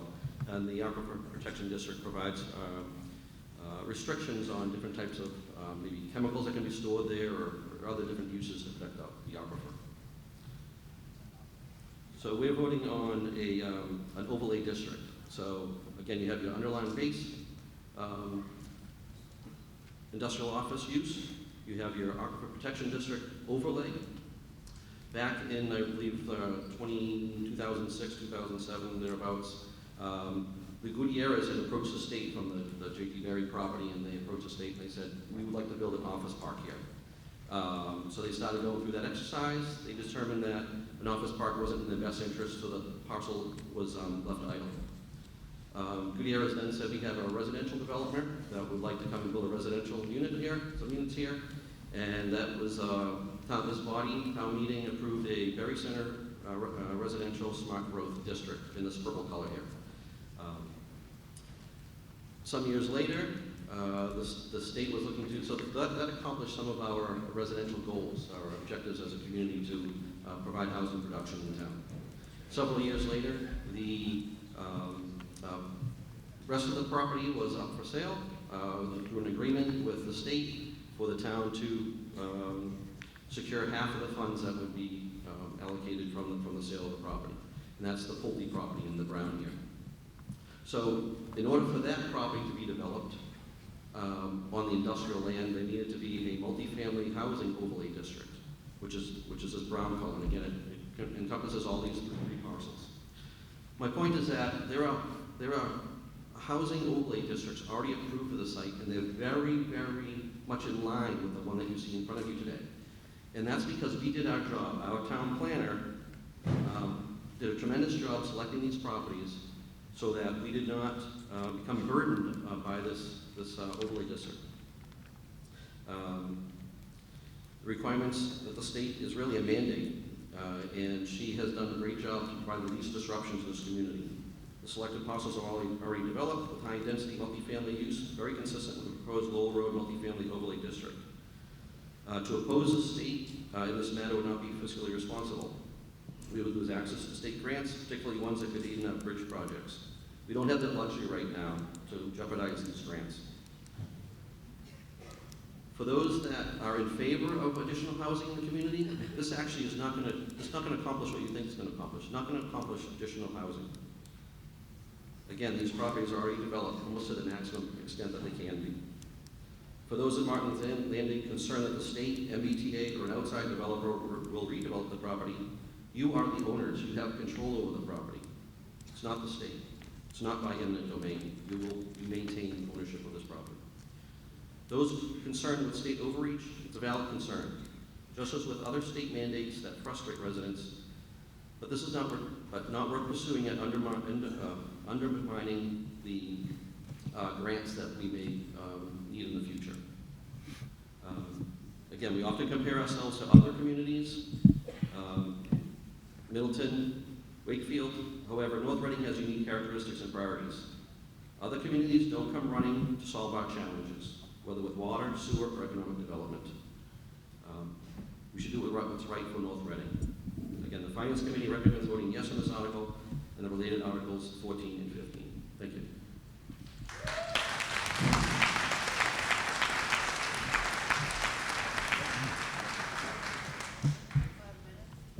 Noel Kelly, 33 Leland Road. With reference to Mr. Rudloff's comment of eminent domain and his subsequent comment of scaremongering, okay, any of you who are not familiar with the term eminent domain, that means the state would come in and take that lot of land, carte blanche, without any questions whatsoever, and then they would decide what they would do with it. So using a term like eminent domain in this context is frankly misleading, which leads me to a bigger issue, and I'm sorry to bring this up, but it's of grave concern. I wholeheartedly doubt the ability for CPC to look at this subject with an objective mind. And what I'm getting at is, I personally believe their ideologies, their personal ideologies, are dictating their final decisions on this. Now, I'm going to point out a couple of examples. I've watched just about every minute of every meeting that has occurred relevant to this matter over the last 18 months. This happened not 9 months ago. This was on the docket 18 months ago, 2 years ago. And during those meetings, primarily CPC, there was a lot of back and forth. And most often, a lot of times, Mr. Rudloff, as chair, would defer to Mr. Griffin in terms of saying, you seem to know a lot about what's going on out there. Why don't you bring us more information? And in one particular instance, and I'm sorry, Jeff, I don't mean to pick on you here, but Mr. Griffin made a statement to the effect that in Cambridge, there was a serious situation occurring in Cambridge pertaining to a 3A development. And just last week, 2 weeks ago, a caller, an attendant at one of the meetings, asked Mr. Griffin to expound upon this, because we're talking about fact-finding here. And he refused not once but twice to expound upon that. And subsequent to the last town meeting, there was an effort by Mr. Griffin to remove this article from consideration by town meeting. Don't take my word for it, it's documented. Thank you to NORCAM, who do a wonderful job recording everything we say. But that, to me, if you're going to talk about political overreach, I have, in the 30 years, 32 years I've lived in this town, I have never seen one situation where a committee has made an effort to remove an article of this magnitude from consideration by the town. And you know what the excuse that was given? Because the town don't understand it. They're not capable of understanding the complexity of this. So we have a committee who's looking to act on your behalf and take that matter away from your consideration. And finally, I'll leave you with this. At the last meeting on September 17th, a question was put to Mr. Rudloff as chair. Had he approached EOHLC with questions? We all know the facts. The facts have been around, the FAQs have been around for months now in various iterations. Okay, there was several versions of the facts. The questions were fundamentally the same, but there were different variations of it. But then on the 17th, a question was put to Mr. Rudloff. Had he approached EOHLC as a representative of the CPC? And he looked and he said, no, maybe we should put together some questions, a list. So I'm going to leave you with that. My feeling, I don't care how you vote, it's up to you. It's your vote, use it. Of course I care. But I want a pragmatic approach to this solution, a solution to this question. I don't want an approach that's driven by personal ideologies. Thank you.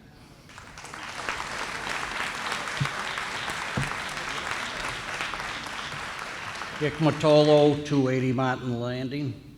As senior citizens, we purposely chose Martin Landing restricted over 55 community over a mixed housing environment for our later years.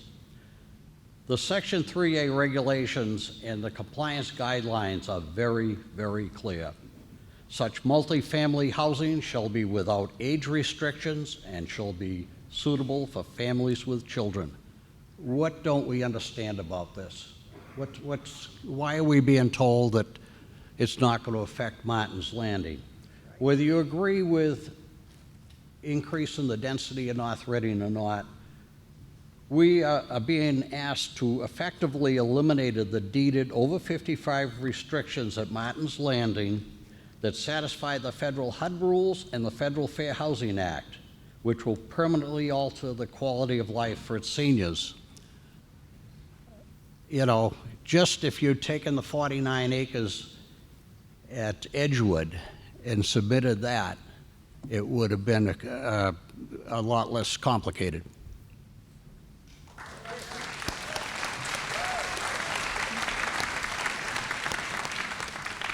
Mr. Rudliff, want to say something? No? Okay. So the thing is, this the MBTA 3A Act, Irene Ewell, 427 Park Street. The state's goal is to increase population density out into the suburbs. And to quote, it says here, to create more family-friendly units with children and no age restrictions. And the town is saying that nothing is going to change because we have all these units already. We need 750 units. So yeah, when the town council says, no, it's not going to change the condo documents, the town can't change the condo documents, but the state can. Right. And at the joint hearing for the CPC and the school and the select board, I asked that same question, and town council said, yes, the state can override those contracts. We can't, but the state can, and that's what this act is all about. It's about taking away that autonomy. Now, and things can change, because Needham, for instance, their residents are concerned over these state rezoning mandates. They first started out being asked for multifamily housing and called for 1,784 units in 100 acres. Now, however, they're proposing 3,350 units. Guidelines change. State guidelines change. And this EOHLC, it's the Executive Office of housing and livable community. This is an unelected state agency that will be making these decisions for us. So if we want to use a certain parcel for this or that, like there is still one building at Martin's Landing that it's not built yet. So they could say, this is perfect because these aren't not purchased yet. In Edgewood, they have three stories. And this would allow them, the developer or the owner, to add another 1.5 stories to those 3-story buildings. So when we talk about the grants that are constantly being held over our heads, I feel like that's a little bit of misinterpretation probably, or misinformation probably. I'm not to guess, but there are 4, and we might not be available, 2 of them might not be available to us anyway because our median income in North Reading is too high. So it leaves the other 2 that are smaller. And one of the things we have to consider is whether the 55 and over units will change to family housing or not. I mean, if nothing's going to change, why go through all of this? Why is the state saying, we'll punish you if you don't do it? And why is the select board saying, well, they're going to do it anyway, and we need, we don't want your taxes to go up. Trust me, if we add all of those apartments in Edgewood, and we do start adding, somebody at Martin's Landing wants to sell their unit, they can sell it to somebody with a family, and no one can say anything because the developer will have the state behind them. So it does make a difference, and the infrastructure will change. So these grants will not cover the additional students that additional units, additional families will cost us in the school system. It will not cover the additional traffic, necessary police, necessary fire. There's a lot more to think about this, and I very much appreciate that the CPC wanted to prolong this till today and not vote on it in June, because we've learned so much more since then. And it's very important to consider all these little details. And please don't say, well, it's just Martin's Landing, it's not going to affect me. That's not fair. But what will affect us, all of us, because these bylaws don't just say Martin's Landing and Edgewood. It says to change the zoning laws for North Reading. So, looking at Needham, they went from 1,784 to 3,350 units. Things change. We won't be able to say it. And one of the things that, I also wanted to say something about Milton, because the other thing that hangs over our head is they're saying if we vote down, we're going to be sued and we're going to have legal fees. Milton didn't get sued. Wilmington didn't get sued. The only reason why Milton comes up all the time is they voted early. They had a representative town meeting, and they voted for it. The residents then said, whoa, wait a minute. We can't do this. This is going to be crippling to us. So they had a ballot vote, and they voted it down. But because they were one of the first ones, that's why the state is suing them. There are all these other towns that have voted no so far, and those that are thinking about voting no are not getting sued. So, let's be careful.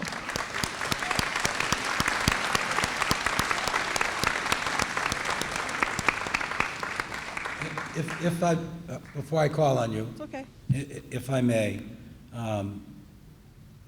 we have 4 people, guests who'd like to attend the meeting. Juan Peguero, North Reading; Leland Valdez, North Reading; Abigail Valdez, North Reading; and Senator Bruce Tarr from the city of Gloucester, Massachusetts.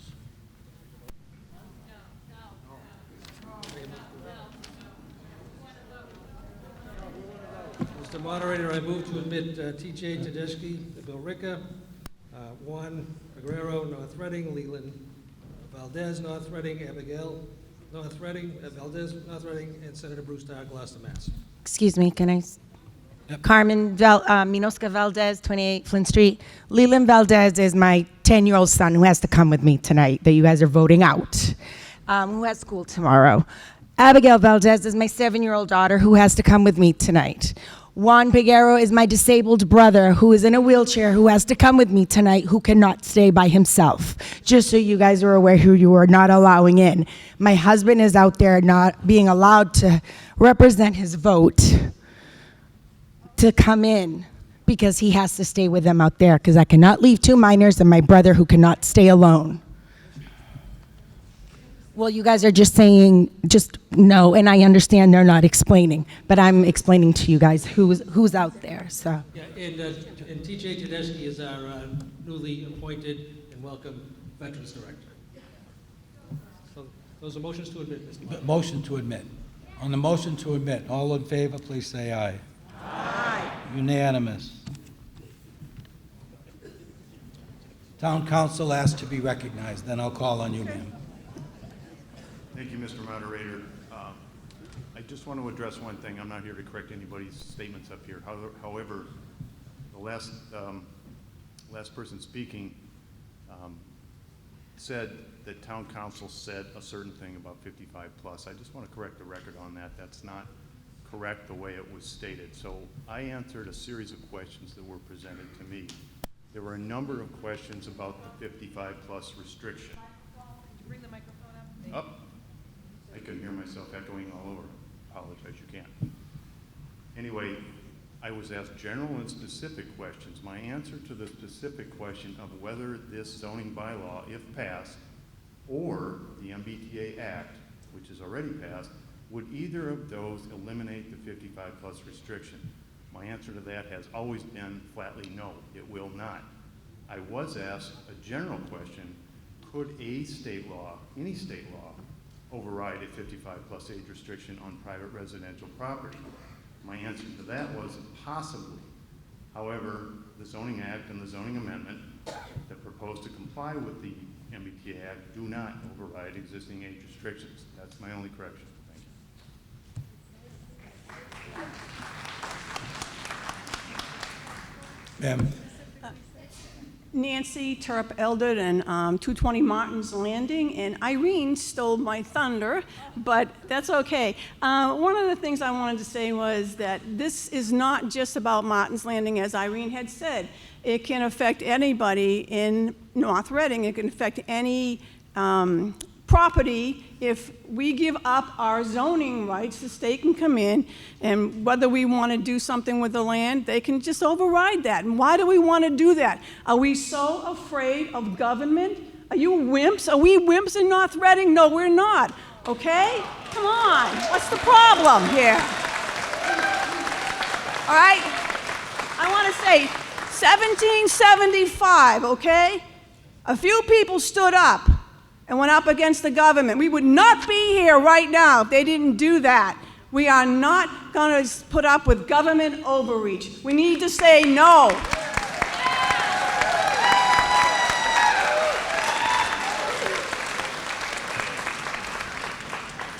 Mike Scalata, 240 Martin's Landing, Unit 102. Mr. Moderator, call the question.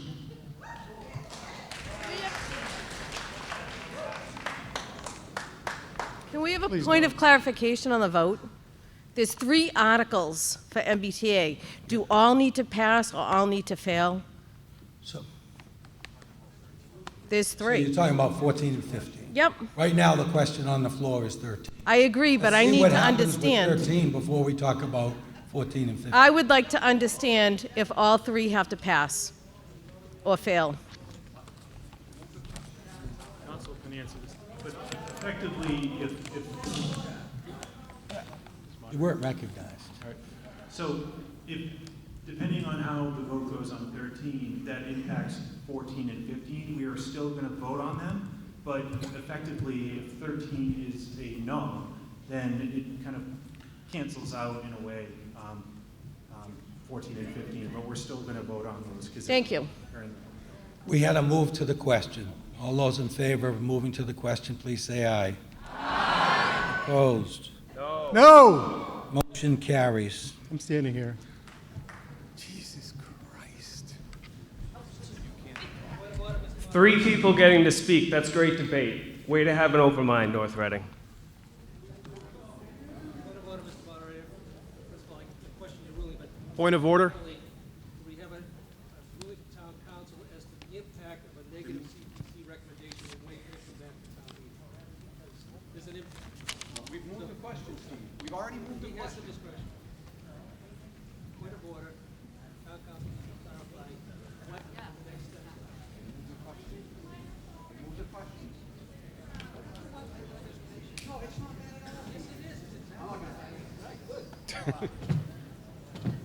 Point of order, can I make another motion? Not me. No, they moved the question. That's it. I'd like to correct some misinformation that was given by the gentleman standing in front of me. You're out of order.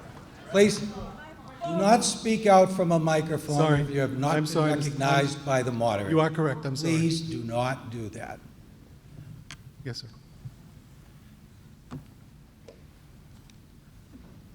We did move to the question, but town council would like to speak, and I'm going to have them speak.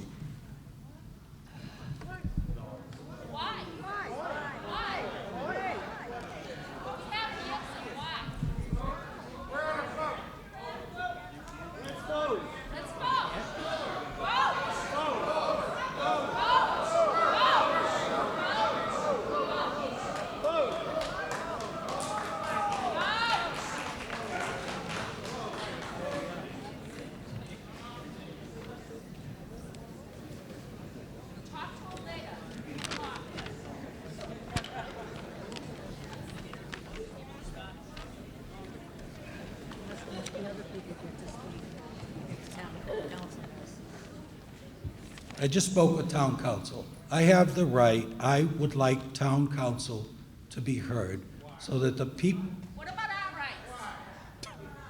Shut up. Give it a rest. Let him speak. North Reading Community, not town council.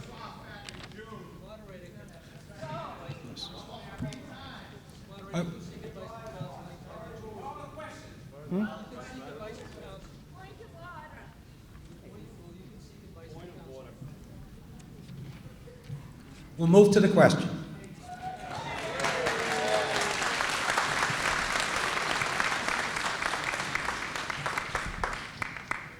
All those in favor, please say aye. This requires majority vote. Majority. Oh.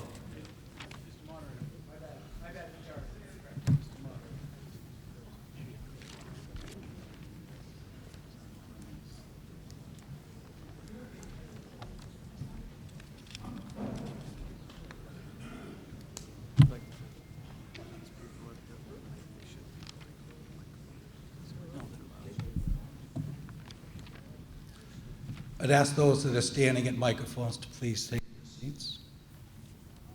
Point of order, can I raise a motion to postpone this vote for 130 days until after the Milton results have been displayed so that we have an idea of what other towns are going to do? It's out of order.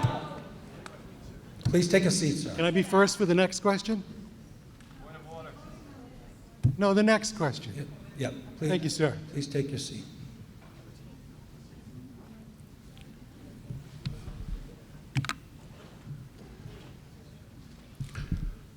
This is a majority vote. All those in favor, please say aye.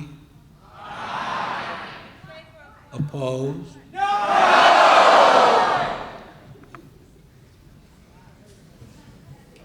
Article fails.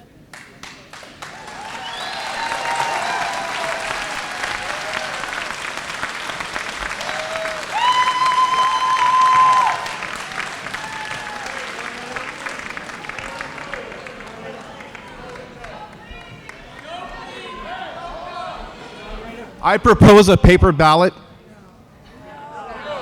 Yeah, how's it feel now? Paper ballot at 9 o'clock at night. I propose a paper ballot vote. Point of order, he was not recognized. Mr. Yule, sit down. How dare you? How dare you? You go up to the microphone. You're What did not he just do? recognized. He makes it, I was just doing a point of order. That's all I said. He made a motion without being recognized by you. That's what happened. And I was just bringing that to your attention. So don't tell me to sit down like that. What's your proposal?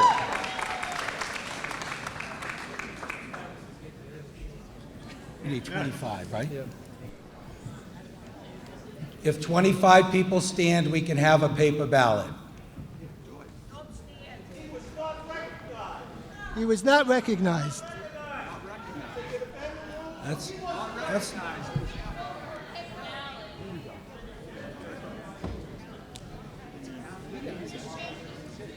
May I make a proposal? There's not 25 people standing. The motion failed. We're on Article 14. I would like this town to remember what they did to all the parents in June. Moderator, Mr. O'Leary. I move to reconsider Article 7.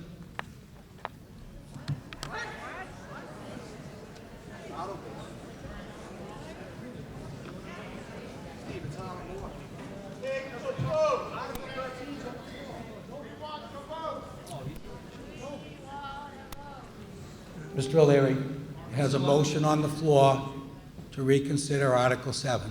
Again, Article 7 is the Article 7 was the operating budget. general operating budget. If you recall into that discussion, a question was raised as to whether or not we had sufficient funds to support town meeting's action. I support town meeting's action, and now we have to get the funds in order to support this if you get sued. So, I mean, the thing is, you take some action, there are consequences, and we need to do that. So the motion before you is to reconsider Article 7, which is the operating budget. If that prevails, I would then make a motion to amend line item town council budget, for approximately $100,000 to support town meeting's action this evening. No. So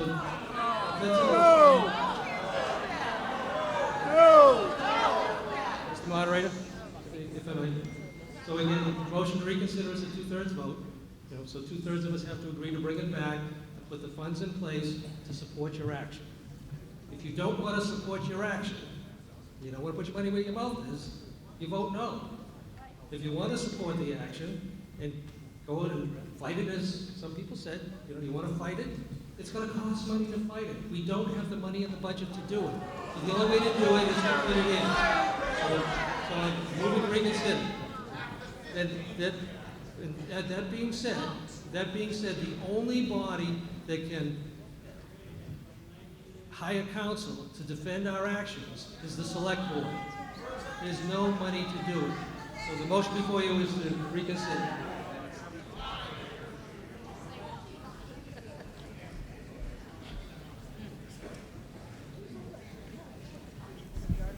All right, on the motion for reconsideration, it's a 2/3 vote.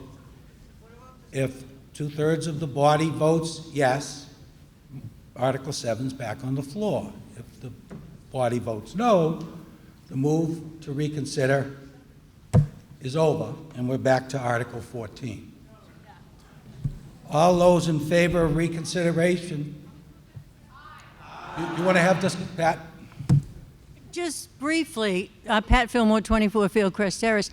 I thought Mr. Gilberto at one time, when the question was asked about funding this, if in fact it got voted in or voted down, or if it came to court, that there would be no problem because we'd have some funds.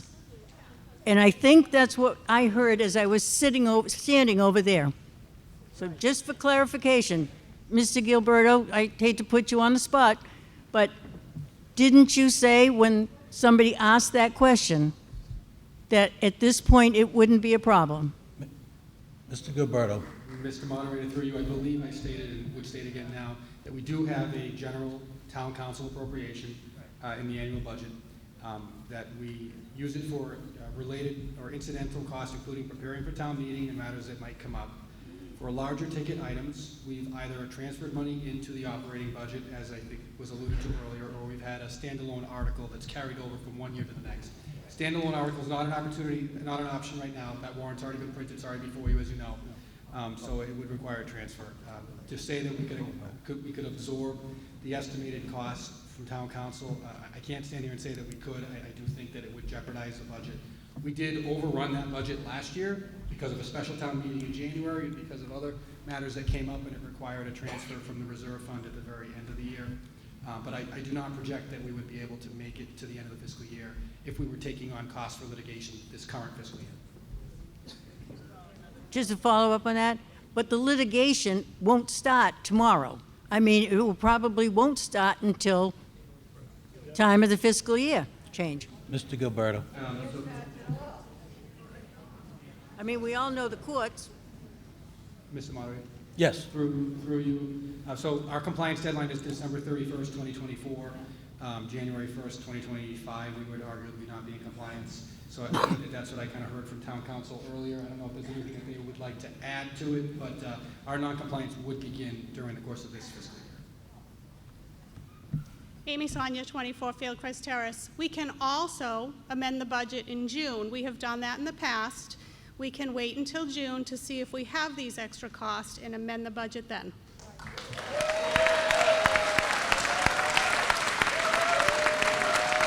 Mr. Yule? No? Mr. Mason? Real quick comment, Mr. Moderator, through you. We just got $600,000 of unanticipated tax revenue, and it wasn't $100,000 to propose.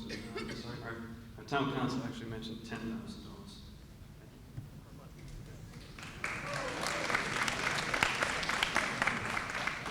Mr. Moderator, just as a O'Leary. clarification, yes, we can amend our budget come June, but we can't overspend the budget before June. We need the money in there to take care of other normal course of business in there, and that's when we make it up. So the thing is, this is not an unanticipated expense now anymore. We can't go to the finance committee for a reserve fund transfer because it's not unanticipated. We have taken definitive answers. We have taken definitive action, and you need to defend your action. I respect your decision, but you need to. Let us make the decision. We need to be able to defend your actions in court. We will be out of compliance come June 1st, 2025. We will be out of compliance. When Milton went out of compliance, the Attorney General office took less than 2 weeks to file suit. They were originally in compliance. We're not out of compliance along with all these other communities until December 31st, after December 31st. That's why Wakefield's not getting sued. That's why Milton's not getting sued. Because they're not out of compliance yet. June 1st, January 1st, you're out of compliance. No, it's not scare tactics. This is what's occurred, and this is what the Attorney General said this evening on the news. So this is not scare tactics. And then, and that's okay. If you want to take the risks, which you decided to do, that's fine. But you need the money to defend you. On the motion to reconsider, is that what you want to speak to? Yeah. Okay. Yeah. Mark Penny, 1201 Road. It looks to me like, Steve, it's a tactic you're using for us to go back to 7. We want to address 13, okay? So we're not going, now, if you want to bring it back up and say, towards the end of this meeting, after we vote on 13, 14, 15, yeah, but you're having us go back. I want you to go back now because I want to be able to defend your actions. 14 and 15 are going to be passed over because 13 didn't pass. 14 and 15 are not even going to be acted upon because 13 isn't been enacted. So that's all you're going to be asked is to pass over 14 and 15. Article 13, you need some money to back up your decision. That's all, and that's why we're reconsidering. Well, so wait till after the vote. That's it. Sarah McGoldrick, 4 John Bickford Way. I'd like to use this article, the following articles, and all future articles to remind us we are all adults in this room. I'm trying to hear what our officials are telling us. I'm trying to get the information, and I can't hear them because we're yelling, we're jeering. You're acting like children. If our children behave this way for their teachers, oh, like back in June when the parents, right? Is it the parents? Is it the parents acting this way? No. Let's act like adults, please. Thank you.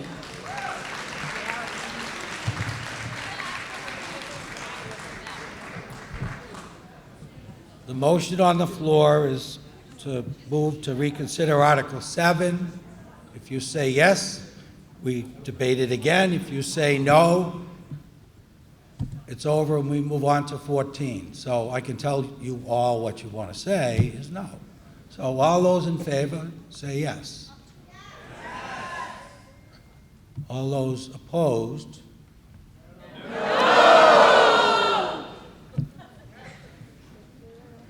Motion to reconsider fails.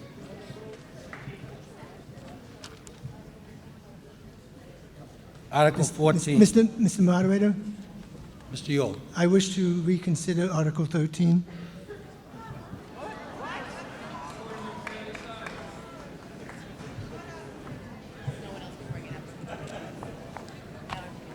Hi, Mia, how you doing? If it's a motion, Mr. Yule, I need it in writing and signed. You need that in writing? A motion to reconsider? When we put a motion on the, when the motion comes on the floor, it gets read and it gets signed. Because then I have to give it to the town clerk when we're completed with the vote. Yes, it was.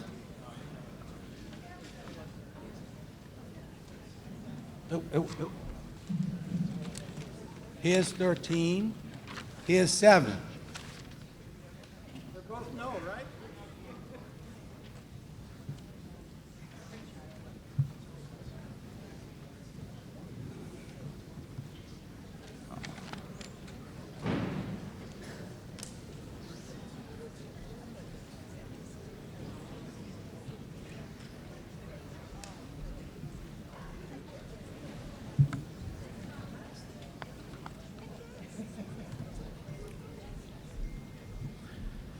We have a motion on the floor to reconsider Article 13. Is there discussion on the motion to reconsider? Rita? I'm sorry. It doesn't matter how I feel about how I'm going to vote on this, but to be honest with you, I think if everybody that's here tonight, whatever you want your vote to have been, we had an opportunity before they called for the question, and you had a right to call for the question. But when you do see a lot of people standing up that actually may not have known how they wanted to vote, whichever way that was, you had people that were going to stand up and speak on it. I would have wanted to hear the town council's opinion. It's an important vote either way because there are a lot of pros to it and a lot of cons. It would have been good to hear that. And the town has to understand, if you're going to come to the meetings, and this is great, we want everybody to come, please, everybody, allow everybody that wants to speak on it to speak. It is not a loud yes or a loud no, whether you liked last town meeting or this town meeting. We have to learn to listen to both sides, so at least when you leave, you heard all the information that you wanted. If you didn't know how you wanted to vote, but be civil to each other, let everybody speak, let everybody hear what they've got to say, especially you've got 2 representatives here that have been great to the town, or senators, whatever they are that were here, we could have asked for them to speak. So if at least you heard them, you would have had more information. The vote might still have been the same, but everybody feels they had an opportunity to hear it. That's why we came tonight. Thank you.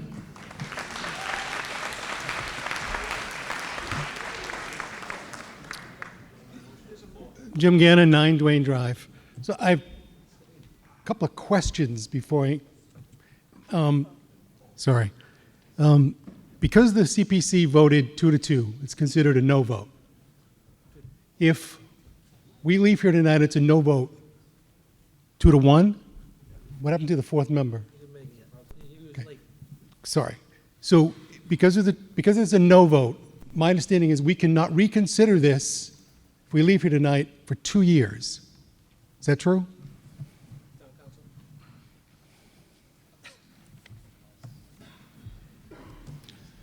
John? The law on zoning bylaw amendments, if they are voted down by town meeting, you cannot bring them back for 2 years without a favorable recommendation of the CPC. Okay. Also, it was stated that there are, 3 times, it was stated that there are 3 grants. My understanding is 12. My understanding is in August of 2023, the state added 13 discretionary state grant programs that will be considered as to whether or not a city or town is in compliance with Section 3A. Is that true? Moderator. So what I quoted was in the statute. That's the law that was passed. Guidelines are added after. That is what's being challenged in court. The 13 additional discretionary grant funds, again, none of which North Reading is ever eligible for, seems, or has received any funding from. I disagree with you. Well, what? I mean, we look back, Danielle did a study, we had an $18,000 or $20,000 one, like back in 2015. I don't know. I mean, I don't want to go tit for tat. I'm just saying, explaining to you, I gave what is in the statute. The 13 additional ones was done by an unelected executive office just tossing in stuff after Holden and other towns started to say no. So you don't think that the state legislature is going to ratify those 13? You know, they can, and I think that's a position of a lot of people on the board and, you know, some of the no's here. If the state wants to go back and change all this, they can do that. So go right ahead, right? Number one, $3 million in Mass Works in 2018. $100,000 in Mass Works received in 2022. Yep. And a mutual grant under the MVP program in August 1st of 2024. So that is within the last 5 years, $3.5 million.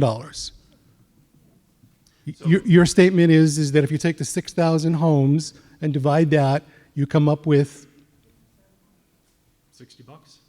$500 a year, $500 total? No, $60. $60. I just want to, Mr. Moderator, can I address, because he's Well, riddling them off. So we really need to get back to the motion on the floor. And I agree, but I would like the folks here to have some information that maybe they didn't have before we vote on that motion. Is that doable? And you can tell me, John, you can tell me to sit down if you want to. I just want to make one more quick point. If you have one more quick point. This is the September 19th, 2024 transcript. Representative Jones stated he was worried that additional grants may be added to the list in the future for which a town that is not in compliance and will not become eligible. So I took what he said, was sitting in the room when he said it. I believe that that's most probably going to happen. Do you have information to the contrary? I mean, does anybody here? Okay. Even Brad or anyone? And no. And here's the thing, it's been brought up before, is no homes or units, dwelling units are being created from this bylaw, this taking. No affordable homes are being created by this. So what you have is just the state saying, you better do this or we're going to start piling up all these different penalties on you. What kind of state do we live in when it's that kind of decision? Yet they're asking us to vote on it. So if someone has a gun to your head, you're going to say no. I mean, and that's what I think you just heard tonight. I'm sorry to say if you don't agree with it, but we're all entitled to have an opinion. I don't know that I do agree with it or not. I just want to make sure that the information that's disseminated is complete. Yeah. And I don't. That's fair. And you know, to the great Rita Mullen, who just was up here, I appreciate the additional questions. You deserve to have these things answered. So no one's trying to, run away from the questions. One more grant, then I promise I'll stop. No, go ahead.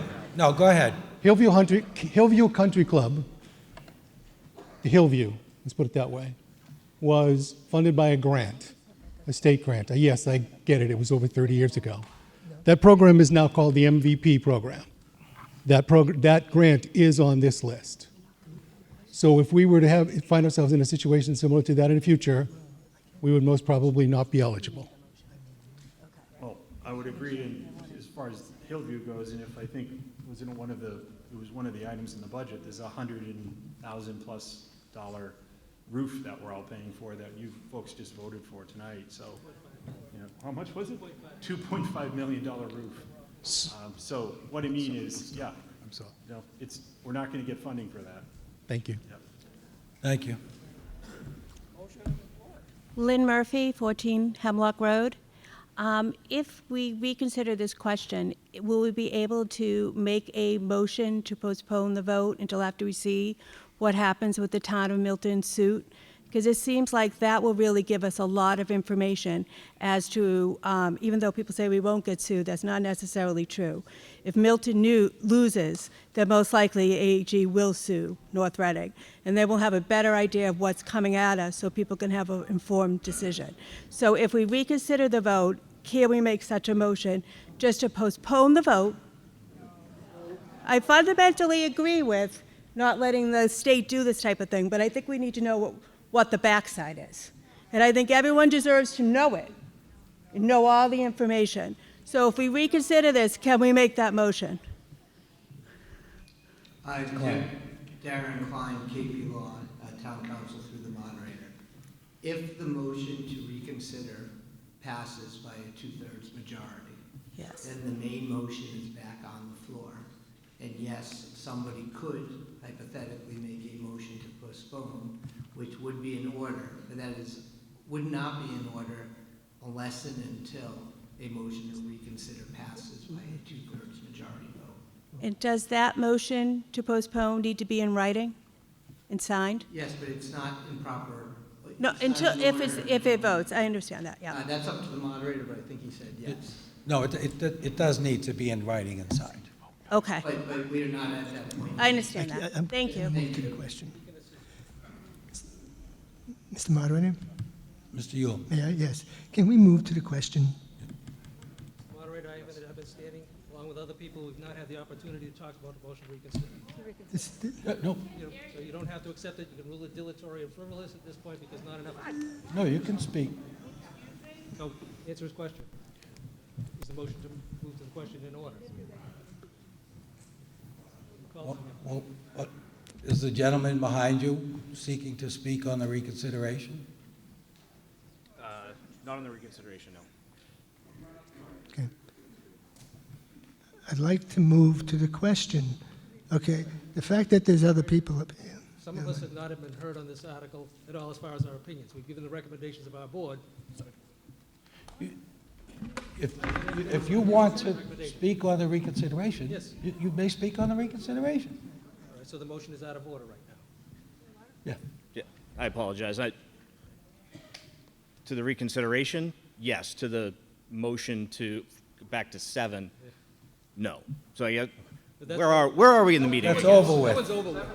What's Seven's that? gone. Seven's gone. 7's gone? This is a motion to reconsider Article 13. All right, so in the course of the reconsideration then towards 13? The motion is to put 13 back on the floor. Okay. And then somebody's going to need to make a motion. No, once this is voted on, if you get a 2/3 vote, the main motion is back on the floor. The main motion is back on the floor, If the 2/3 vote. as it exists. It prevails. If this reconsideration prevails with a 2/3 vote, Right. the main motion under Article 13 is back on the table. Right. Automatically. Mr. Moderator? Mr. Moderator? Can you also explain that what happens if it fails? Can you re-explain what happens if it fails? Because you just explained. If it fails, Yeah. reconsideration, that's the end of it for the night. It can't come back It can't come, and it can't come back.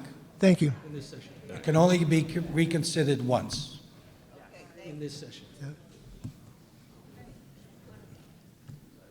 Did you want to speak? Yes, I do want to speak on the motion to reconsider. Yeah.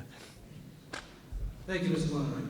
I just made a motion. I think it's important that we take advantage of the opportunity on the motion to reconsider. And while some of you may not want to hear all the information that wasn't presented to you, it's important for people to make an informed decision. We've already had several people stand up and say that they had. So I think I want to start off by saying, yes, I'm in favor of the motion to reconsider. I want people to understand again, and I stated this publicly at the meeting, that my initial position on this article was adamantly opposed and against it. I thought it was, again, government overreach. I thought we weren't consulted with it. We didn't know, our legislators hadn't informed us of it, and I thought it was outrageous.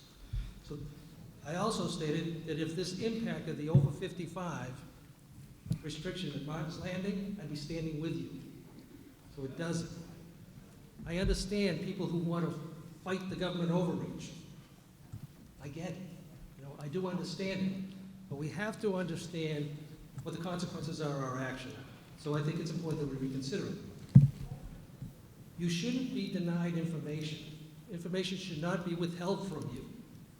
We were trying and attempting to get the planners' hard work put up to you, just so you can compare and contrast as to what we have in place and what this change would take place. Planning Commission chose not to put that forward. So we wanted you to be making informed decisions, knowing what the effects and consequences are and what they will be. So what were we voting on, and what would we be voting on? Simply, are you going to comply or are you not going to comply? That's all. Are you going to comply with state law or not comply with state law? And again, why are we voting on this if the state mandates it? You know, it's because they're giving us a choice, as Mr. Pierce said. Mr. Pierce has sat on the Planning Commission for over 30 years. He's been through all this. You know, he's a veteran member of the Planning Commission who has come before you hundreds of times. He doesn't lie to you. He gives you the straight facts, and he gives you his opinion as to why. You know, so we're trying to give you an opportunity to understand what's going on. So that's why it's important that we reconsider it. Right? So what the state has done is they have given the town of North Reading an opportunity to choose where this is going to go. If you look at the Milton case today, this is why I believe we should be reconsidering this. If you look at the Milton case, which was heard today, Mr. Moderator, they should not be. He's speaking to the reconsideration of it. Again, you may not want to hear it. You may not want to hear it, that's okay. But you shouldn't be rude, and you should tolerate me as much as we tolerate you. I would listen to you. I don't have to do it, I don't try and vote you down. And, you know, I may not support it, but you have every right to be heard, and everybody else should have the right to be heard, and courtesy should be extended. Whether you want to sit here or not, listen to it. So again, what the state has done is given the town of North Reading an opportunity to choose where this is going to go. The town of Milton case, which was heard today before the state Supreme Court, will determine whether or not that works, whether the Attorney General has that right. Is that, I've been interrupted before. So again, this affects 177 communities. Do you know how many communities have sued the state because they think this is illegal? None. Zero. You know why? Because it's a legal act and we need to comply. If we don't comply, there's penalties associated. So listen, we don't need some outside master appointed by a court or the state to come in here and tell us that it's not going to be the Martin's Landing and Edgewood property. But it could be Ocean State job lot, Walmart parking lot, 80 Main Street that's been vacant. Steve. They're going to choose. So that's why we need to reconsider this, so you can hear the facts and reconsider what the action we have taken. And in doing so, we can appropriate some money. So again, to summarize, virtually no impact on our community. Steve, please. Again. So, Time limit. And again. Time's up. To reconsider it, let people be heard. And again, you can't bring it back for 2 years now. You can't bring it back for 2 years, and you're going to get through. And you have not appropriated any money to defend it. So we have no money to defend your actions. So I urge you to vote yes on reconsideration. Is this on reconsideration or no? Yes. John Cost, 70 Oakdale Road. Just towards the reconsideration for everybody to reconsider that maybe yes is the way to go. Everybody seems to be complaining about the tyrannical government coming in and taking our land. This option doesn't do that. Also, and I'd just like to add, the tyrannical government that everybody voted for, it has a motion to reconsider, sir. The Senate unanimously voted for this, the Senate that everybody here voted for, unanimously voted in favor of this law. The House There were 4 out of 147 that voted against it, and the governor signed it into law in 2021. This is a law. We're just complying with it. They're going to tell us, if we don't do this, where to make it happen. It's a law. And for those of you that voted no, you're welcome to your vote. But then you have to vote yes on 7. Otherwise, we're going to have to pay for it one way or the other. I understand that, but it'll go back if we reconsider. Mr. Moderator, may I for the 3rd time move to the question of to reconsider? And a The vote? body wants to continue to discuss it, is what I'm reading. So, I don't think so. You didn't do that in June. You didn't do that in June.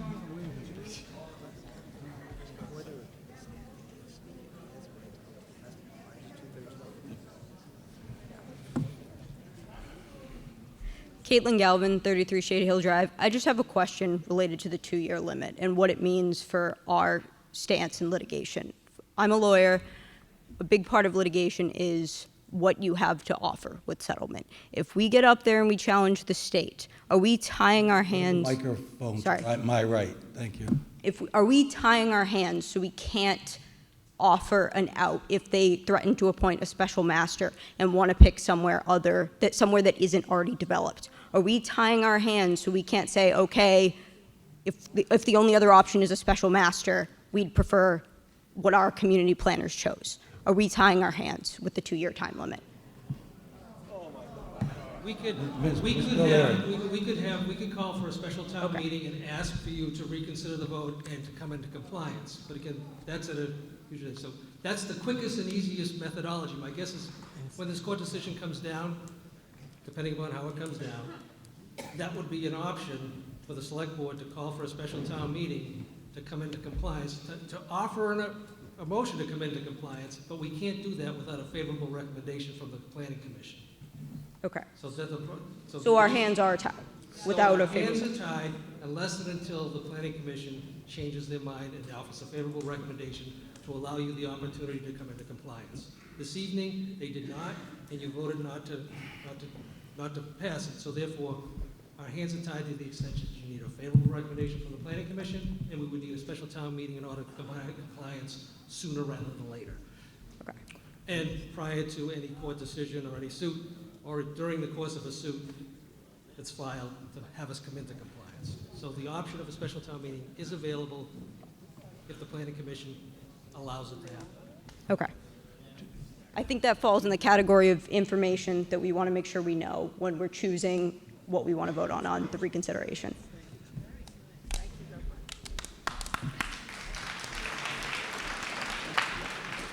Irene Yule, 427 Park Street. And Mr. Moderator, this has to do with the reconsideration. I remember distinctly, I even wrote a letter to the editor about decorum at town meetings. So I do agree with Rita Mellon that we need to be more respectful at these town meetings. We do have a right to our opinion, and everybody has an opinion. And this is where town people get to say their piece. So what I remember from the June meeting is when we had a long line of people that wanted to say something about the override, for or against. I think noticing who they were was mostly against. And as soon as one person said they moved to the question, you allowed it to happen, even though there are many people that weren't happy because they didn't get to say why they were against it. And I've attended many town meetings, and when people say, I moved to the question, or want to reconsider, we do it without asking it for in writing, without giving leave to somebody else to speak because they didn't have a chance to speak before. That happens to us all the time. And I'm just not sure why it's happening tonight over and over again.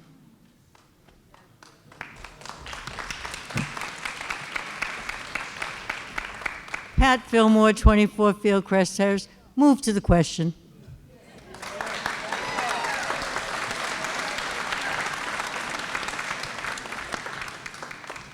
All those in favor, moving to of reconsideration, please say aye.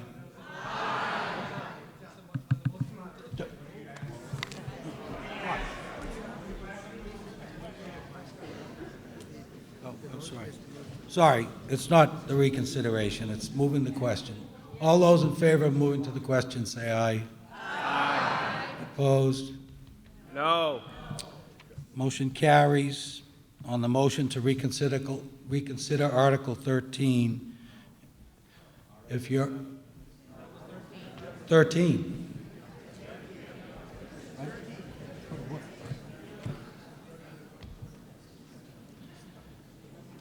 On the motion to reconsider Article 13, if you vote yes, it comes back on the floor. If you vote no, that's the end of it for the night.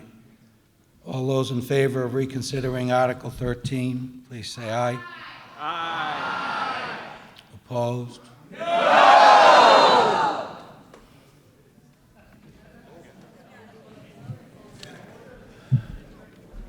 Could my tellers please step forward?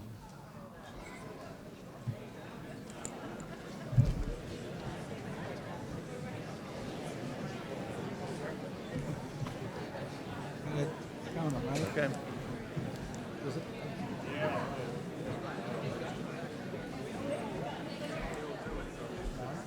To me, it wasn't. Two-thirds to reconsider clearly. Clearly. All right. Yeah. Sit down. I wasn't clear, but others are talking to me about being clear. I declare it a two-thirds, and it fails.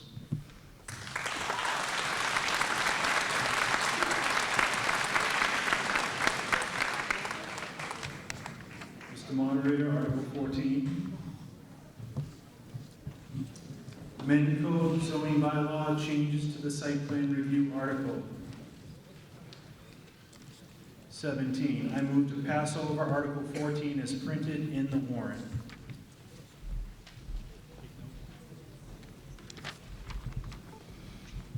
A recommendation from the CPC? Move to pass over. Recommend. For the Select Board?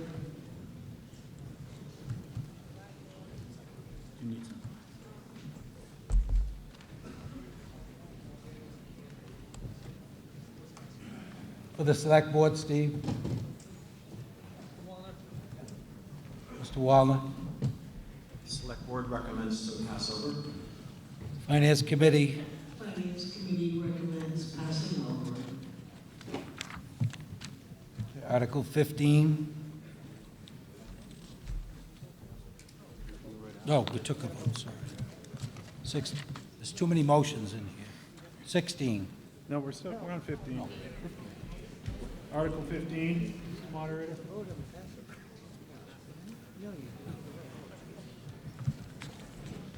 Article 14. You just did it. On the motion to pass over Article 14, all those in favor, please say aye. Aye. Opposed? Unanimous. Article 15, which you gave me. Moderator, Article 15, amend Code Zoning Bylaws, Section 230, zoning map. I move to pass over Article 15 as printed in the warrant.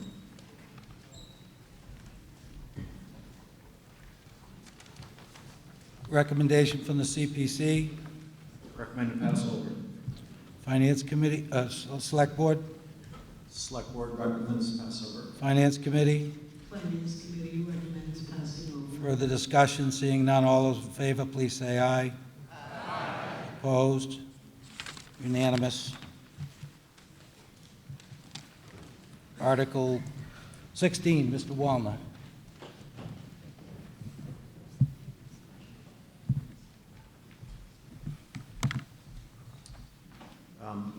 Article 16, to amend Code General Bylaws, Chapter 172, Chapter 172 to 13, Town Meeting Determination of Vote. I move to approve Article 16 as printed in the warrant.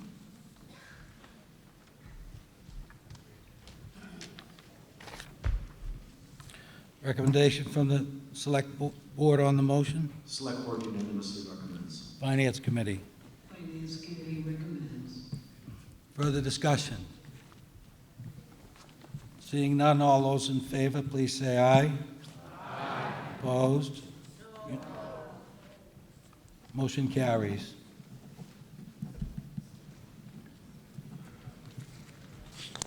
Article 17. Appropriate funding for electronic voting devices. I move to appropriate from free cash the amount of $40,000 to purchase electronic voting devices, including all costs incidental and related thereto, to be expended by the town clerk as specified in Article 17 as printed in the warrant.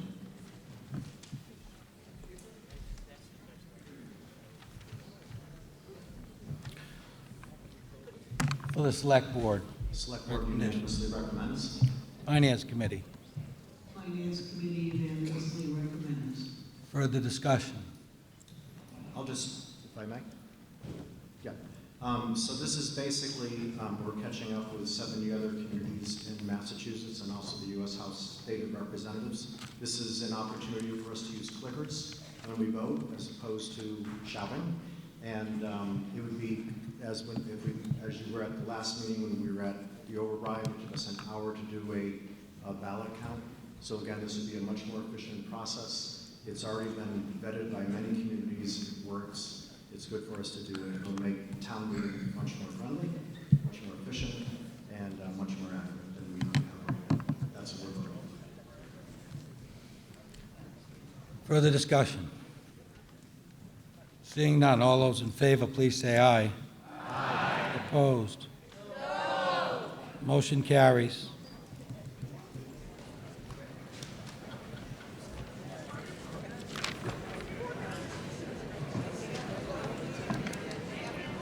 I'll entertain one more motion. Mr. Moderator, first of all, ladies and gentlemen, thank you very much. Thank you very much for coming out and participating this evening. This is important, and we appreciate your attendance. And I move to adjourn this meeting sine die.